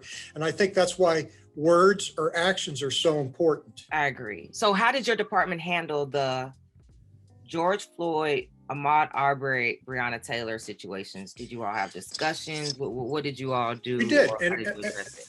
We did. And I'm going to tell you what, George Floyd, there was a lot of anger amongst our officers. Because I'll describe these in three very different veins. George Floyd, to me, and I, as the area chiefs did, we all wrote a letter, condemning those actions. But in the George Floyd case, to me, that boiled down to nothing more than it was an extreme indifference to the value of a human life. We're taught in police work, when you have to make an arrest for somebody, you've got to get them under control. But once you have that individual under control, you switch now from, that arrest and securing somebody. Now your life, I'm responsible for your life. I have to make sure that I protect your life. And I have to make sure that if you're in distress, I have to provide you with the proper care. And that didn't happen in that case. And that angered us. And what it did, again, is it just conjured up all the other things that have happened. You know what I mean? And I think it reached a boiling point to where the whole nation took notice and sat up. And, in some respects, that was a good thing. It was an eye-opening thing. I don't agree with the violence that happened in other places. That's what I think. That's why I'm most proud about this community. The points were put out there and they were made, and we didn't destroy our community in doing it, from a building. And it's got people coming to the table now. We've got a lot of work to do. So from the George Floyd thing, that was it. Breonna Taylor is the very reason why we don't do no-knock warrants, in Pennsylvania, because they're dangerous, not only to the citizens, but to the police officers. And that was poor police planning. That was poor tactics. They didn't have the proper intel. This is just me speaking. I'm not speaking on behalf of the police department. But I could just say this: if somebody came into my apartment, to my house, kicked my door in at that opportunity, and I don't know who it is, you could see where the potential is there for something disastrous to happen. So, very reason we don't. And Ahmaud Arbery, I think, in my personal opinion, that was akin to vigilante justice. You have two individuals taking matters into their own hands because they didn't feel that this particular individual belonged in their neighborhood or there had been thefts before. Well, then my point is, if you believe that, call the police. We cannot have citizens taking actions into their own hands. So all resulting in the same end, a person dying, but all for, I look at, varying reasons why, but all of them ending horribly. So from our perspective, every time something like that happens, it makes police work 10 times harder to do because of those things. While we're not a monolith, in terms of how we do it, when bad things happen, we all get lumped together. And that's the difficult thing. And I think that's the struggle our officers had over the past year. But it also got everybody thinking, about these issues and that, so I think the time is ripe where, where we got a group together to talk with our officers and citizens and discuss issues like that. So let me ask you this, 2 questions. Number one, did it make you feel anything that the men who murdered Ahmaud Arbery were ex-police, well, at least one of them was like an ex-police officer who had his badge and things taken away a couple of times prior to, but never was fully fired and things like that. Did that have any effect on you as being in law enforcement? Well, yeah, to think that he still had the authority or the ability to do that. Yeah, but even having said that, the fact of the matter is that it's the element of, because I see somebody that I don't, that may have done something and I belong. That's why we have police, and that's why. And I'll go into your next question. One of your questions you had here before about, abolish police or defund police and things of that nature. That's the very reason why we have police. Now we can debate all we want about our police overfunded or what have you. But I think the notion of that we should abolish police, I get concerned is that, you're going to have people running around taking the law into their own hands, and we can't have that. But the bottom line is, and I think when I hear people say that, about abolish or defund police, I understand where they're coming from. They're frustrated. They're frustrated with a system they feel has failed them time and time again over the course of history. So I get that and I understand that. But I also know that, once you get that out there, we've got to come up with a much better approach or much better strategy to that frustration. And how do we make that happen? You know what I mean? Because my personal belief, abolishing the police is not going to solve those problems. I think it's going to lead to much greater problems without police. How we reallocate funds or things of that nature to address societal problems that may or may not be should be handled by the police. I mean, there are a lot of things that, because the police are open 24/7, the police have been tasked with doing it. You know what I mean? And so what our response has been, we go out and we get the best training we can to be able to, to handle those type of things. I think of the two, that's one that probably needs a lot more study and a lot more looking at.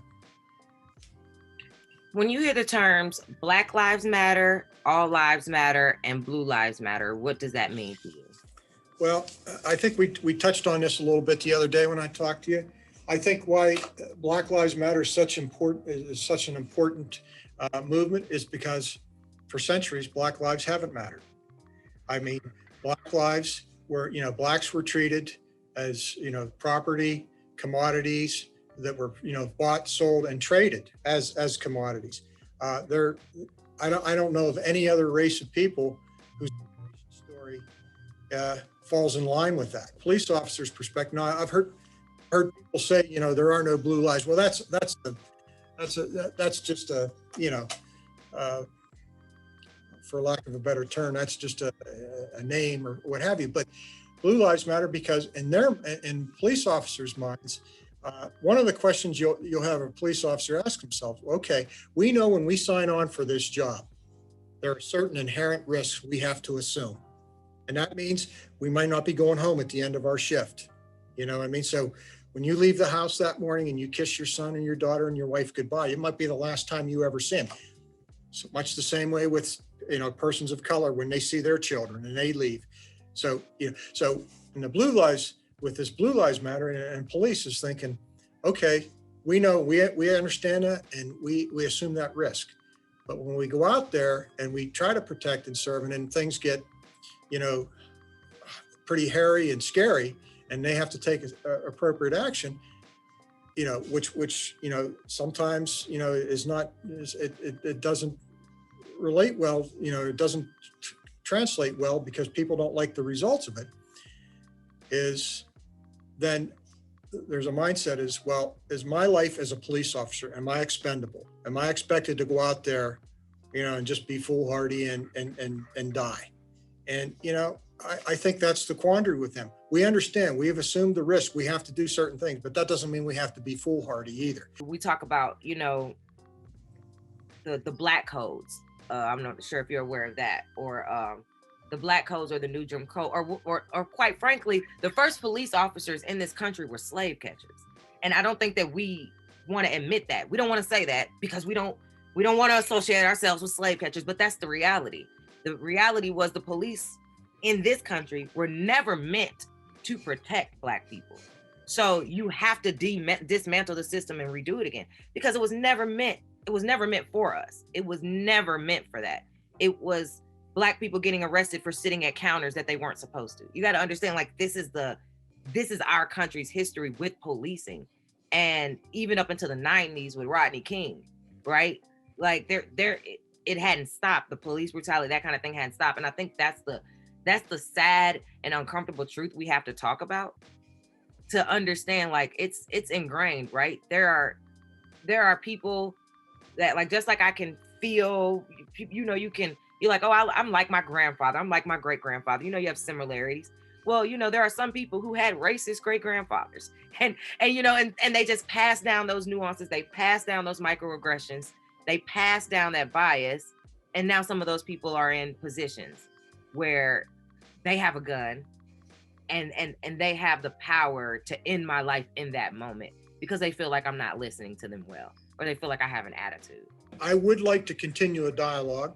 And I think as when we get through this, COVID, where we can actually, have more interaction, if you'd be willing, I think it would be very beneficial. I think so too. I really do. I really do. And I'm so glad that you've talked to me. I actually talked to DA Bernie Cantor. He might consider talking to me. So I really appreciate everyone actually trusting me that I wouldn't attack them. And No. And you know what? I got a sense when I talked to you last summer and things like that, we were able to have some dialogue. And I'll tell you this, Tom Fontaine and I've talked, and he feels much the same way, that he's always felt that he could, talk to you and you weren't, going to attack or anything like that. And we appreciate that. Thank you guys for joining us this evening. And tonight's guest is our borough manager, Tom Fontaine. Thank you for joining us tonight. Thank you very much, Sierra. Happy to be here. When you hear the term Black Lives Matter, All Lives Matter, and Blue Lives Matter, can you go through each one of those and tell me what you think or what you feel when you hear those terms? I think clearly Black Lives Matter is an important statement, and it's not a statement that other lives don't matter. It's a statement that historically in this country, and really in the history of the world, we have suffered with racism, and racism has generally been around African American members of our communities here in the United States, especially. And so I think Black Lives Matter is an important statement about the fact that we need to do more, we need to do better, and we need to recognize the importance that our African American residents and our community members feel strongly about. So I think that's really significant. I think the statement "All Lives Matter" is a reflection that many push back a little bit on that. I think sometimes when I hear that, and as we talk more about that, I think it reflects maybe a lack of understanding, if you will, on the part of people about what Black Lives Matter really represents. And I think initially it was being interpreted pretty much to be synonymous with abolish. I think over the past, 3-4 months maybe, in very recent time, we've had more in-depth conversation around defunding, and I think defunding today I would interpret to mean shifting some of the responsibility that has developed to law enforcement and allowing those resources to be applied to other community services to avoid those kinds of interactions with law enforcement.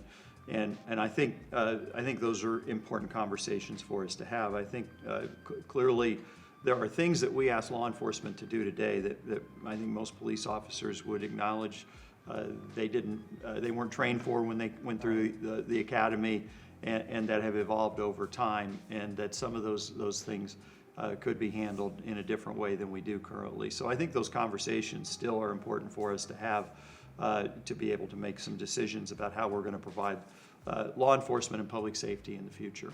I connotate Happy Valley with more than anything is Penn State sports, because I think that really is to a large extent where that came from. But I think clearly there are people here in State College that would have a much different view of that aren't in a place where they would characterize this necessarily as Happy Valley because of their personal circumstances. I would tell you that having a conversation like we're having right now is one of the reasons that I think this is a good place to be. This is a conversation that in an awful lot of places, and particularly in other parts of Pennsylvania, we wouldn't be having, and we couldn't have because of the nature of the community. So I think we're an open community. I think we're a community that does try to look out for one another, and we don't always succeed with that. And I think there is always room for us to improve. But from my personal experience, I think Happy Valley and State College has been a good place to live, and I think we've enjoyed being here and continue to enjoy being in State College.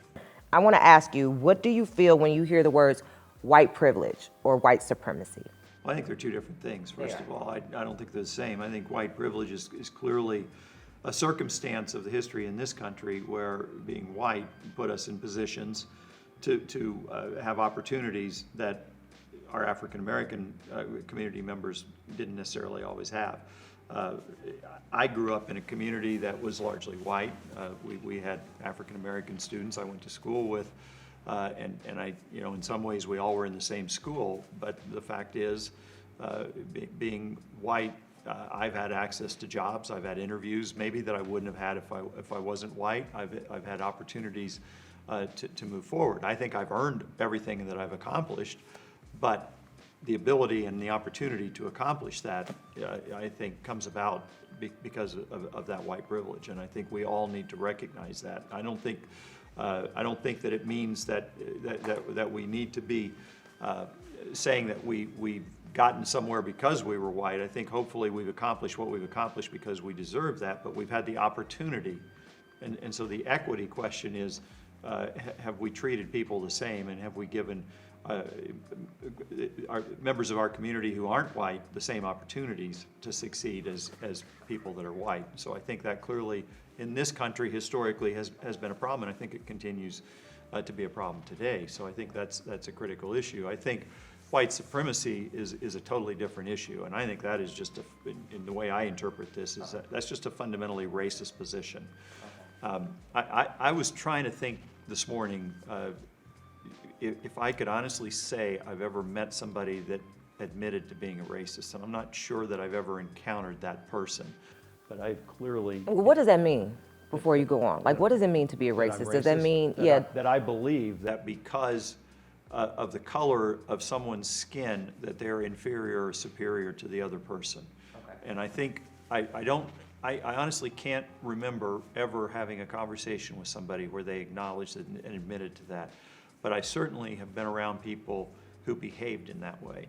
And I think being a white supremacist is almost an acknowledgement of that we somehow have, that a white supremacist has a privilege or a position in life that is superior to someone else because they're not white. And I think that is really more of a hate-fueled, racist-fueled attitude.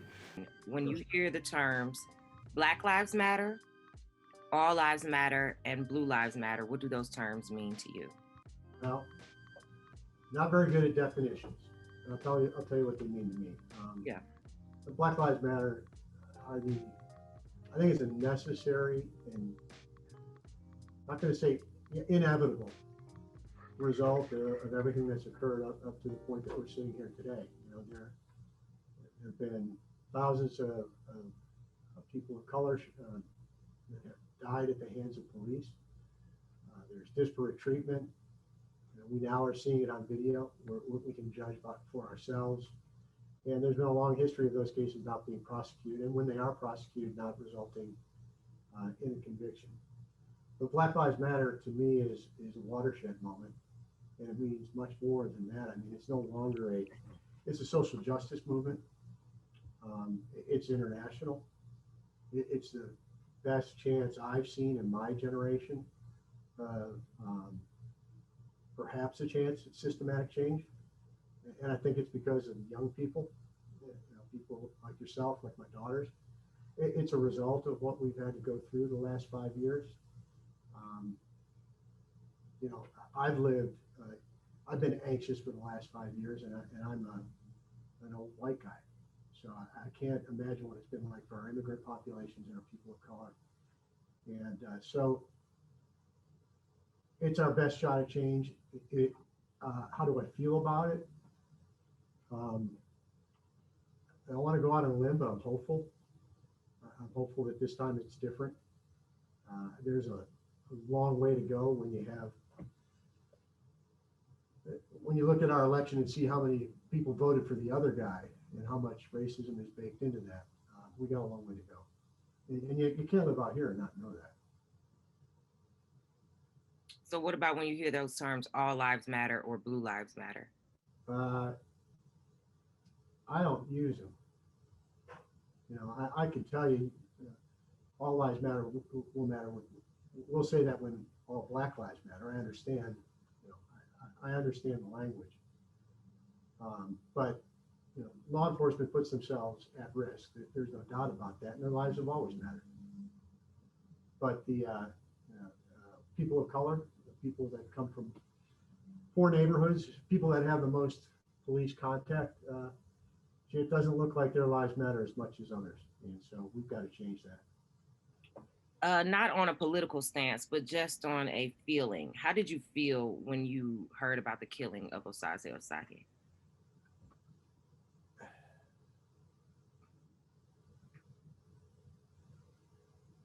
Killing of Osaze Osage, it's a tragedy.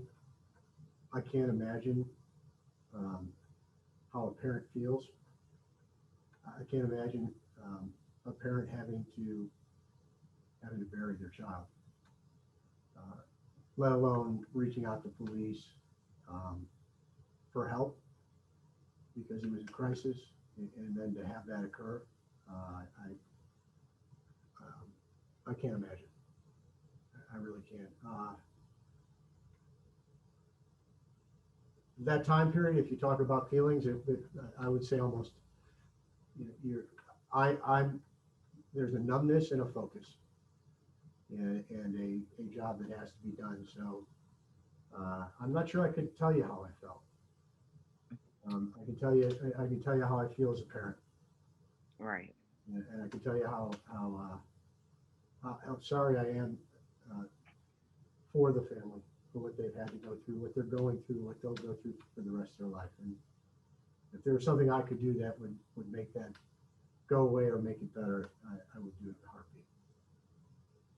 So from a professional stance, do you regret anything as it pertains to the situation? And you had mentioned a little earlier about George Floyd and the video. So I'm wondering if there was a video of this, would it have turned out, do you think it would have turned out differently? If we had a video, the actual, if you want to talk legal process, it wouldn't have turned out differently.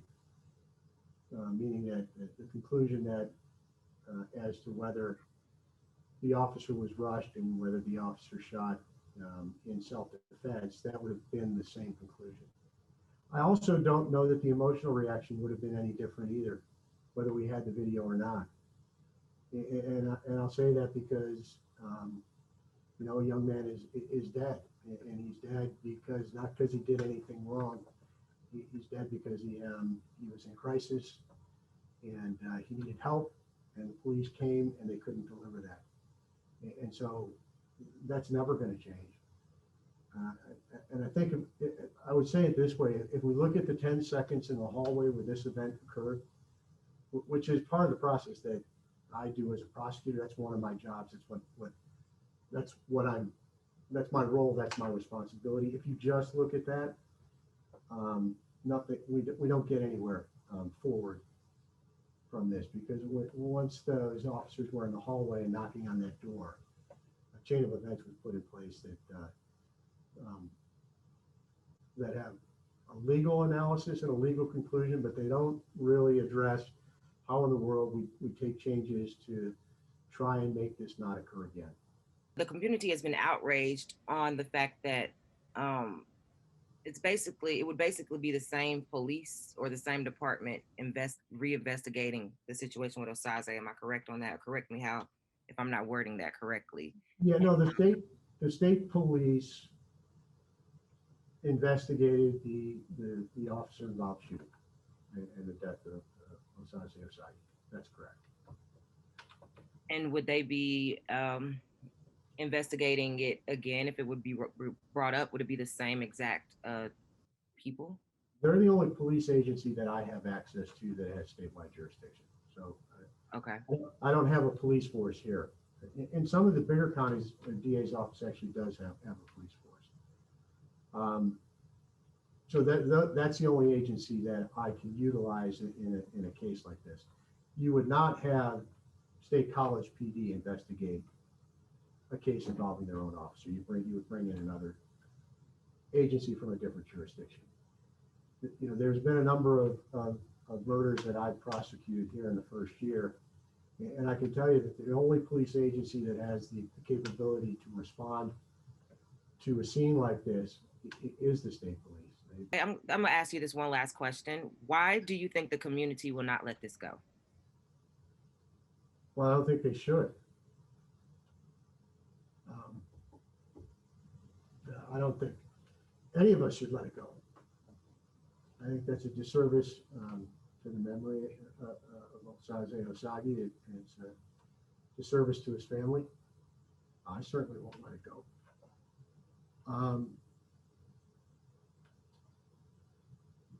And we really need to look at this honestly and critically and make positive change that we can. You know, police need to be wearing body cams. There's still a lot of, we now have almost every agency with body cams and transitioning, but there's still large portions of law enforcement here in Pennsylvania that don't wear it. We got to have that. I'm of the firm opinion that civilian oversight is necessary. And what would you say to the community who thinks that who is not in support of you running again for district attorney and believes that you could have done more? And full disclosure, I am one of those people who do believe that there could have been done more things could have been done from the office. So what do you say to those people? The primary and the fundamental thing that I had to look at was whether the officers involved should be charged with a crime. And in this case, that crime is murder. And in Pennsylvania, murder means that another person killed another person and they did not do it in self-defense. So the Commonwealth actually has to prove a negative, if you understand what I'm saying. So when the evidence, the statements, the evidence at the scene, the forensic download of the taser, marks left on the wall, the autopsy, and I'm probably missing a few things, in the forensic pathologist conclusions that all of that evidence was consistent with the description by the officers. I don't have anything that isn't consistent with they were rushed by a person who had a knife in that hallway and then shot within a couple of feet from Osaze. And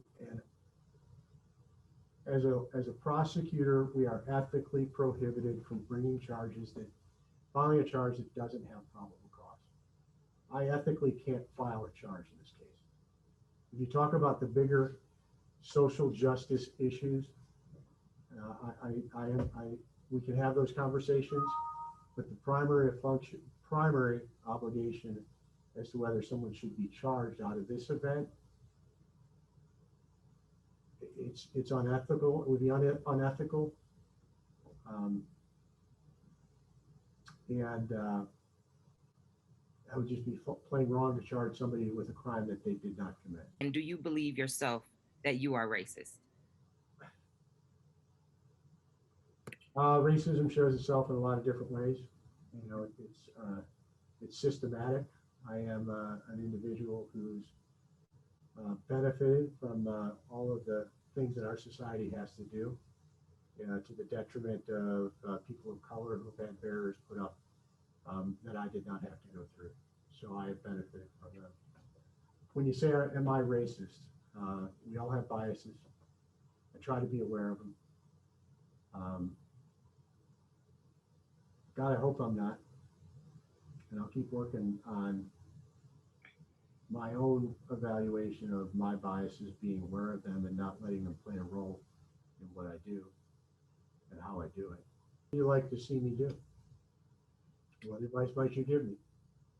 Well, I don't know if it's much of what I can see you do, because just listening to the responses that you've given, I just think that I'm not a lawyer, so I can't speak from a lawyer's perspective, but I disagree, right? So I don't know if I can necessarily ask you to do something when we disagree, right? Like we disagree, I have to kind of kind of take that for what it is, right? Because I do think that that could have been done differently. And I do understand if maybe, people don't want to charge them with manslaughter or, things like that. I understand that, but I do think that there's an issue and there's a big problem. And that when things happen to Black people, they're often explained away by prior history and prior this and prior that instead of what actually happened in that moment. And then so many of us, it's not just the fact that we're killed, but there's no justice after the fact, right? And we saw that with Breonna Taylor. And it's very frustrating because people see us screaming at the top of our lungs, just see us, just understand, just don't kill us for having a toy gun in the park, or for selling cigarettes on the corner, or for sleeping, right? It's a very frustrating thing. And was I think what was mainly frustrating is trying to disassociate State College from this situation and disassociate like, oh, well, this is the first shooting, so there couldn't be any racism. Well, maybe it was the first shooting, but I've been interviewing people who have had instances with the police here since 2010 and have all had experiences of racism, implicit bias, prejudice, and some have been physically harmed.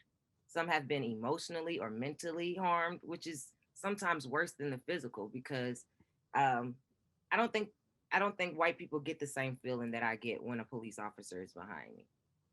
I don't think white people in this town understand why I drive the speed limit. I don't think they understand that they fully get that.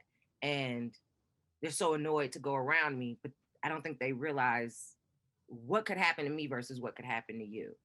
And it's just the truth. I mean, the police officers here have implicit bias. I mean, I was in a little fender bender in like the Waffle Shop parking lot, and I called.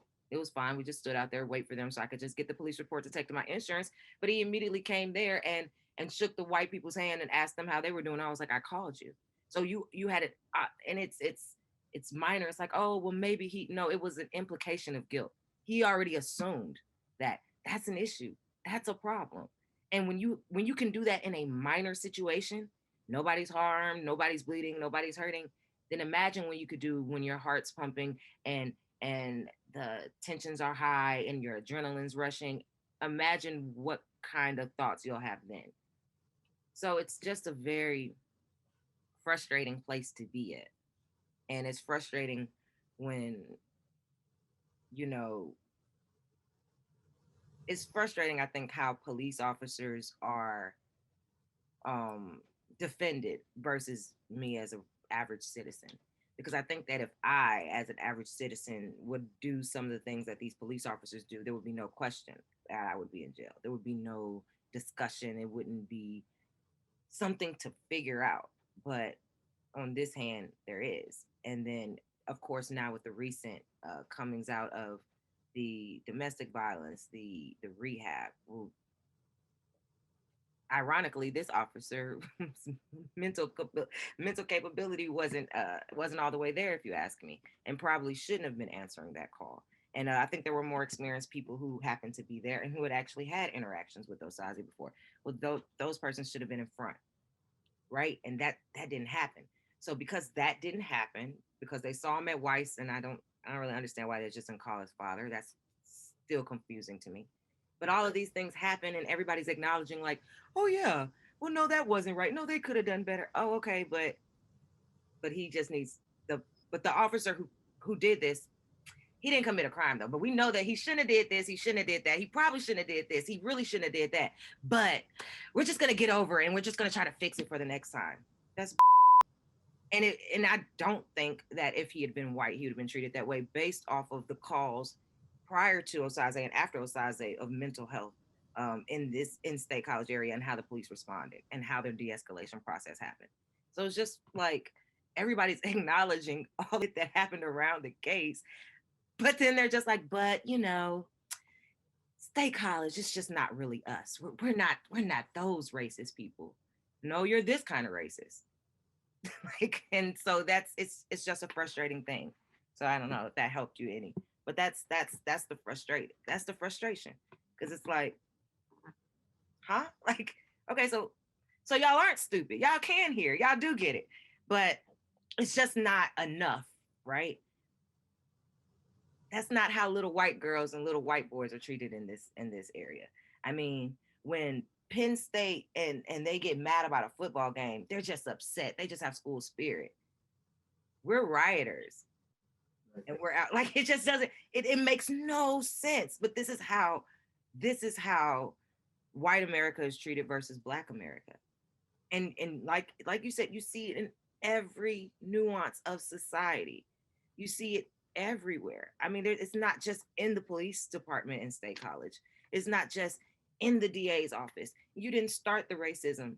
So I'm not saying, oh, Bernie Cantorn is the one who started racism, but you can be held accountable for perpetuating it and for continuing on the systematic detriment that it has done to Black and brown people.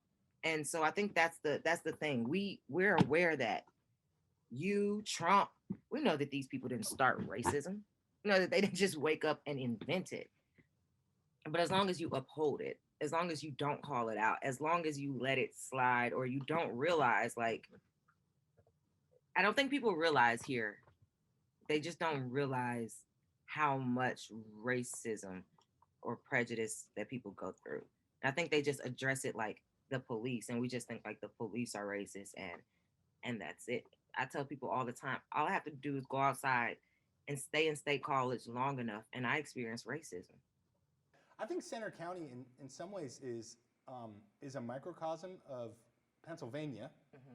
We have this kind of like semi-urban area, right? And then we have a much less populated rural surroundings, right? With these kind of pockets around it. And it is a lot like PA. Yeah. So what would you say to those 65 million odd people who still voted for Trump and are, I guess, determined to push this country in this dangerous direction? What would you say to try to get them to realize what damage that does to not only those of color or those who are disenfranchised, but to everyone as a nation or as a whole? Yeah, I guess that if it's, they need to turn off OAN Newsmax and Fox News and Hannity and Tucker Carlson and Rush Limbaugh and Alex Jones and, you know, like, because those people, those individuals are the source of rampant disinformation that feeds grievance. And so it, like, turn that off, but you have to substitute it with something. Because if it's just you and your buddies, you know, then you're like, well, I guess we're not going to listen to Hannity anymore. What are you going to do? They should just read, you know, I realize some of these people, maybe they don't want to read. They want to listen in the car. Listen to National Public Radio. It doesn't gin you up, but it is fact-based, truthful, patient analysis of what's happening. I would encourage them to read the Associated Press, just about the most unbiased source of news in the United States. I realize that for some of these people, their news is actually their ideology telling them that they're good people. And so it's not news. It's like juicing yourself up with like ideological identity steroids. And the only way that you can get around that for the average person is to turn it off and change your diet. So the media diet simply has to change. I like that, media diet. So this is coming to the close. Okay. Anything else you would like to say, speak, ask me? I'm open for it. What prompted you to want to do this? Right, the question of the day, right? So I truly believe that change does not come without having a conversation. Yeah. And what I noticed in this community is that as I dove deeper into activism, there were a lot of questions that white people had that either they weren't asking or didn't want to ask or were too afraid to ask. And for me, I don't understand how we're going to be able to move forward if you don't ask the questions or if you create your own answer.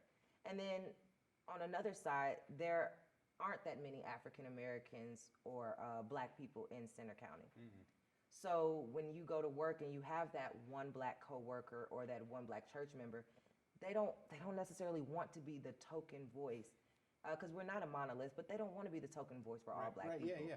And if they're the only Black person working there and everybody is coming to them with questions, it gets tiring and it gets taxing and it's frankly annoying.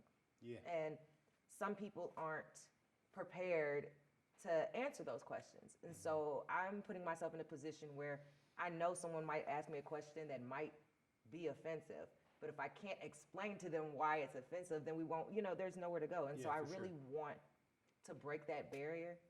I want to have people look at me and see me for who I am. I don't like the I don't see color thing. I want you to see my color, see who I am, and understand that we have more similarities probably than differences. And even if we do have differences, they are to be respected, they are to be encouraged, and there's something that we can learn from everyone. And that's why I really wanted to have this conversation and do this, because I just saw a need, and I hear a lot of things that people say that they probably shouldn't, but I might not be in the area of the space to address every single person, and every little comment that I hear. But this way, I'm hoping I can reach some of those people who probably would not walk up to me for any reason, or maybe they don't even realize what they're saying is offensive. One of the things that, so my minister, Reverend Carol, yeah, so she's a Black woman, she's had like the version of the talk with, her kids. I called her like in the week after the George Floyd murder, and I said, "How are you?" She's my friend. I've known her for however many years, And she said, "I'm exhausted, Peter. I'm exhausted. Do you know what it's like?" No, you don't. But think about it. Do you know what it's like to wake up every day in a nation that basically says that you don't matter, and they prove it all the time by how much less money you can get, by how much more careful your son has to be than your son does, And she, and that's it's so easy, the truth of the overwhelming pervasiveness of white supremacy and white privilege is that you just don't have to see it. You can choose to not see whatever you want. Like, well, nobody's, I've never had that happen to me when I go into a store, and it's like, well, no kidding, So anyway, I don't need to soapbox anymore, but it is. Okay. I really appreciate that you've asked me to do this. I want to give a shout out to two people who, just because of the way that this conversation has gone, to my interns, Nebraska Hernandez and Nyla Holland, who are incredible young people. Nyla's a Black woman from Philadelphia. Nebraska is a Puerto Rican from Johnstown, Pennsylvania. And we work on this environmental justice project, and they inspire me every single day. I am so fortunate to work at a university with people who are going to make a difference and are doing it right now. And they're young, right? Yeah, so they're that's like the great part, right? 1 or 2 years old. Because we need the future, like the generation. I mean, I was looking at the borough council, and the average age, I think it's like 72, 73 or something. I'm like, what is going on? So we need to change. So I appreciate that. Yeah. Anyway, thank you so much for You're welcome. Thank you so much, Peter, for joining us. I really appreciate it. Next, we'll be looking back at the last few weeks in our next segment, What's the Tea? Join us.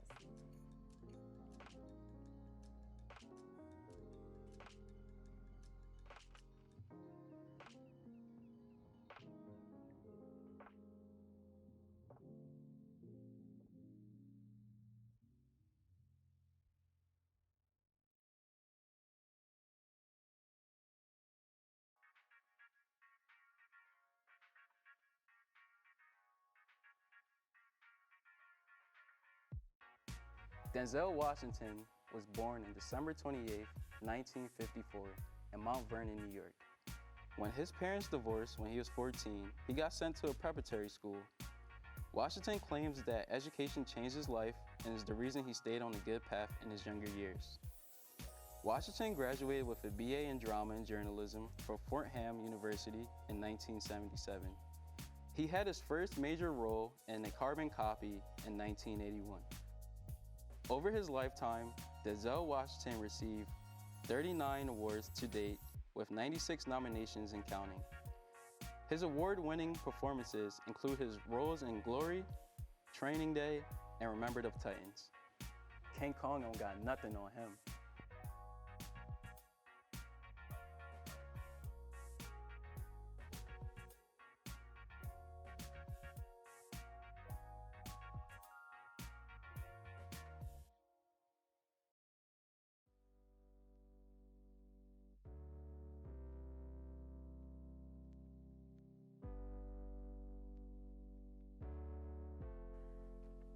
And we're back one last time with What's the Tea? I am truly interested to hear what you guys want to get from me today. Now, this is the last time, so I'm sure these questions are going to be good.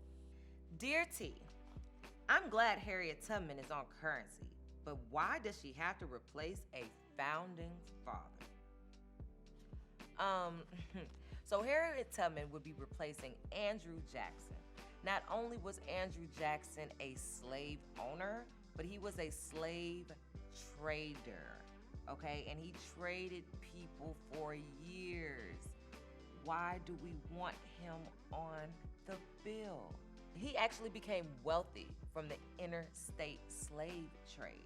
And now we have him on our money, and we as Black people have to use this money every day, knowing that the slave trader, your founding father, was involved in one of the most egregious acts in slavery, the closest thing to breeding humans possible. Quite frankly, all of the founding fathers need to be taken off the bills, and we can put Harriet Tubman, Sojourner Truth, Nat Turner, Martin Luther King, Malcolm X. We have a plethora of people that we can replace them with. So yeah, that's why. So these are some of my unfiltered thoughts. They're raw, they're authentic, and they're unfiltered.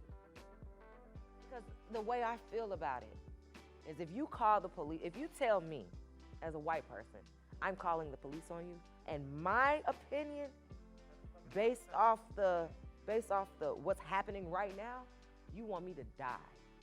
That's what you're telling me. You want to get me shot because you can't think you want me to go to jail. You can't look at what's happening out here and think that jail is just, you want me harassed, you want me humiliated, and you about want me shot. Because based off the historical reference of what's happening, I could have, something bad could have happened to me in that interaction, and it didn't. And so that's what's unfortunate, because so many police officers are breaking their code of ethics. We're only basing good officers based off you doing your job correctly. It doesn't even mean that you're a good officer. It doesn't mean that you're a good officer. It just means that you're doing your job well enough to where I'm not getting beat by the end of this, to where I don't feel like less of a human by the end of this, to where I'm not unnecessarily in handcuffs or going to jail for something that could have just been resolved through a conversation. That's the only basis. Right, because I want to be able to say you're a good cop because you actually went above and beyond, not because you did the basis and didn't kill me. Not because you did the basis and you just weren't being racist. If not being racist makes you a good cop, we have a problem. If doing your job correctly without using excessive force just makes you a good, that's it, makes you a good cop, we have a problem, because that should be happening anyway. But there are so many officers who are going overboard that, what? I mean, I had my white neighbors call the police on me at 11:30 at night because my TV was loud. My television, because you were so ignorant to the fact that I got a child in here. He could have told me to step outside and I'd have been like, no. You have no idea what could have happened in this situation, right? But you were You felt that the police officer is your personal bodyguard, and he can tell me to cut my TV down. Where are we? Like, what world are we living in? It is still traumatizing because it's the thought to know that 11 o'clock at night, that man could have pulled me out here, my son would have been asleep, and then who would have got my son? Oh my God, then they would have called the state. You have no idea what that little incident could have led to. So now I'm paranoid, and I'm not gonna bet and bank on the officers listening to my side of the story. I'm not gonna bank on that. I was about to ask. No point. Do you think there was any space? And that's been What's the Tea. Y'all have a good night. Good evening, everyone. And tonight I have the pleasure and honor of interviewing our producer and director, Pablo Lopez. Thank you for joining us, Pablo. Thank you for having me. First question I would like to ask you is, what made you come up with Dark Mind Productions? Well, I suffer from mental illness. I have bipolar disorder, intermittent explosive disorder, and complex post-traumatic stress disorder. I have dealt with a lot of stuff in my life, from homelessness to gang violence to just neglect at home. And a lot of that stuff amounted to a lot of dark thoughts, a lot of, what do they call it? They call it intrusive thoughts. A lot of intrusive thoughts used to cloud my mind. And from those intrusive thoughts, I would write a lot of stories. And these stories were kind of how I dealt with a lot of things. Eventually, that love for writing turned into that love for creating films and visual stories. And so Dark Mind Productions kind of grew out of that, my need for wanting to express the turmoil that I feel inside in my art. And I like to say that it's a dark mind because a lot of my stuff is very mental health conscious. And I want people to see that even with a dark mind, even with those thoughts clouding, you can still create something beautiful and you can still add value to the world. It shouldn't be something you see as a weakness. It should be something you should see as a part of you that you can, help to navigate through your life. You can grow from it and you can learn from it. And you just really need to try. And I try every day to be better than yesterday, and Dark Mind Productions is my way of doing that. Here to round off our season finale is Tierra Williams with an original poem entitled Slain.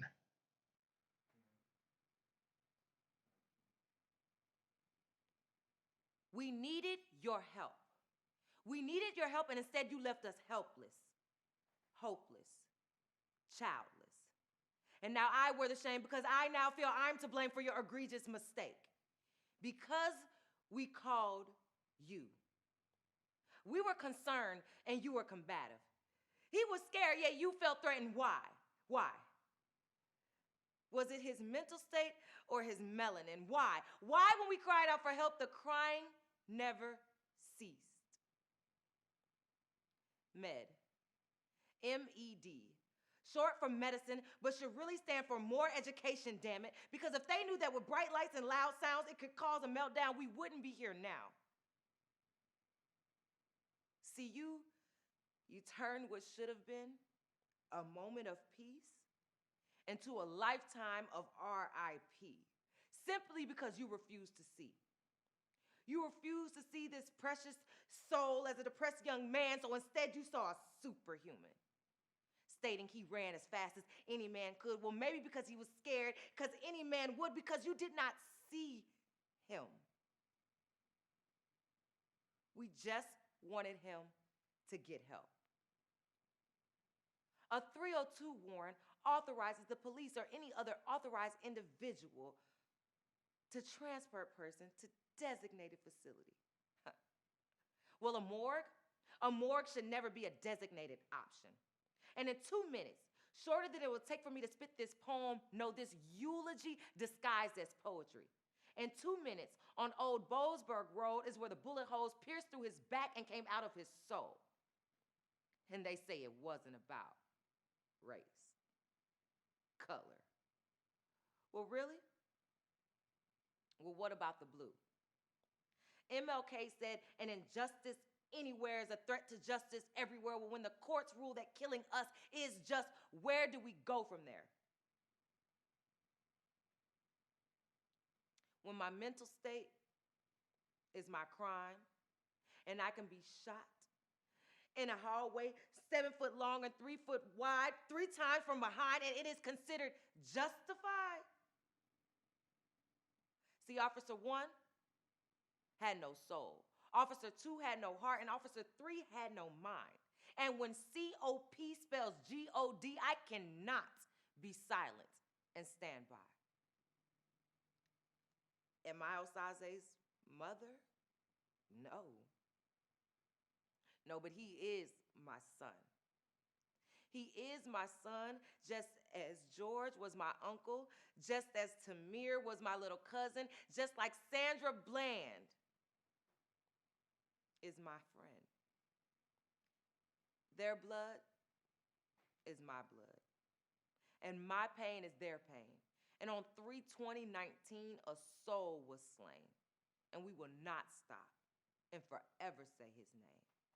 Osaze Osage.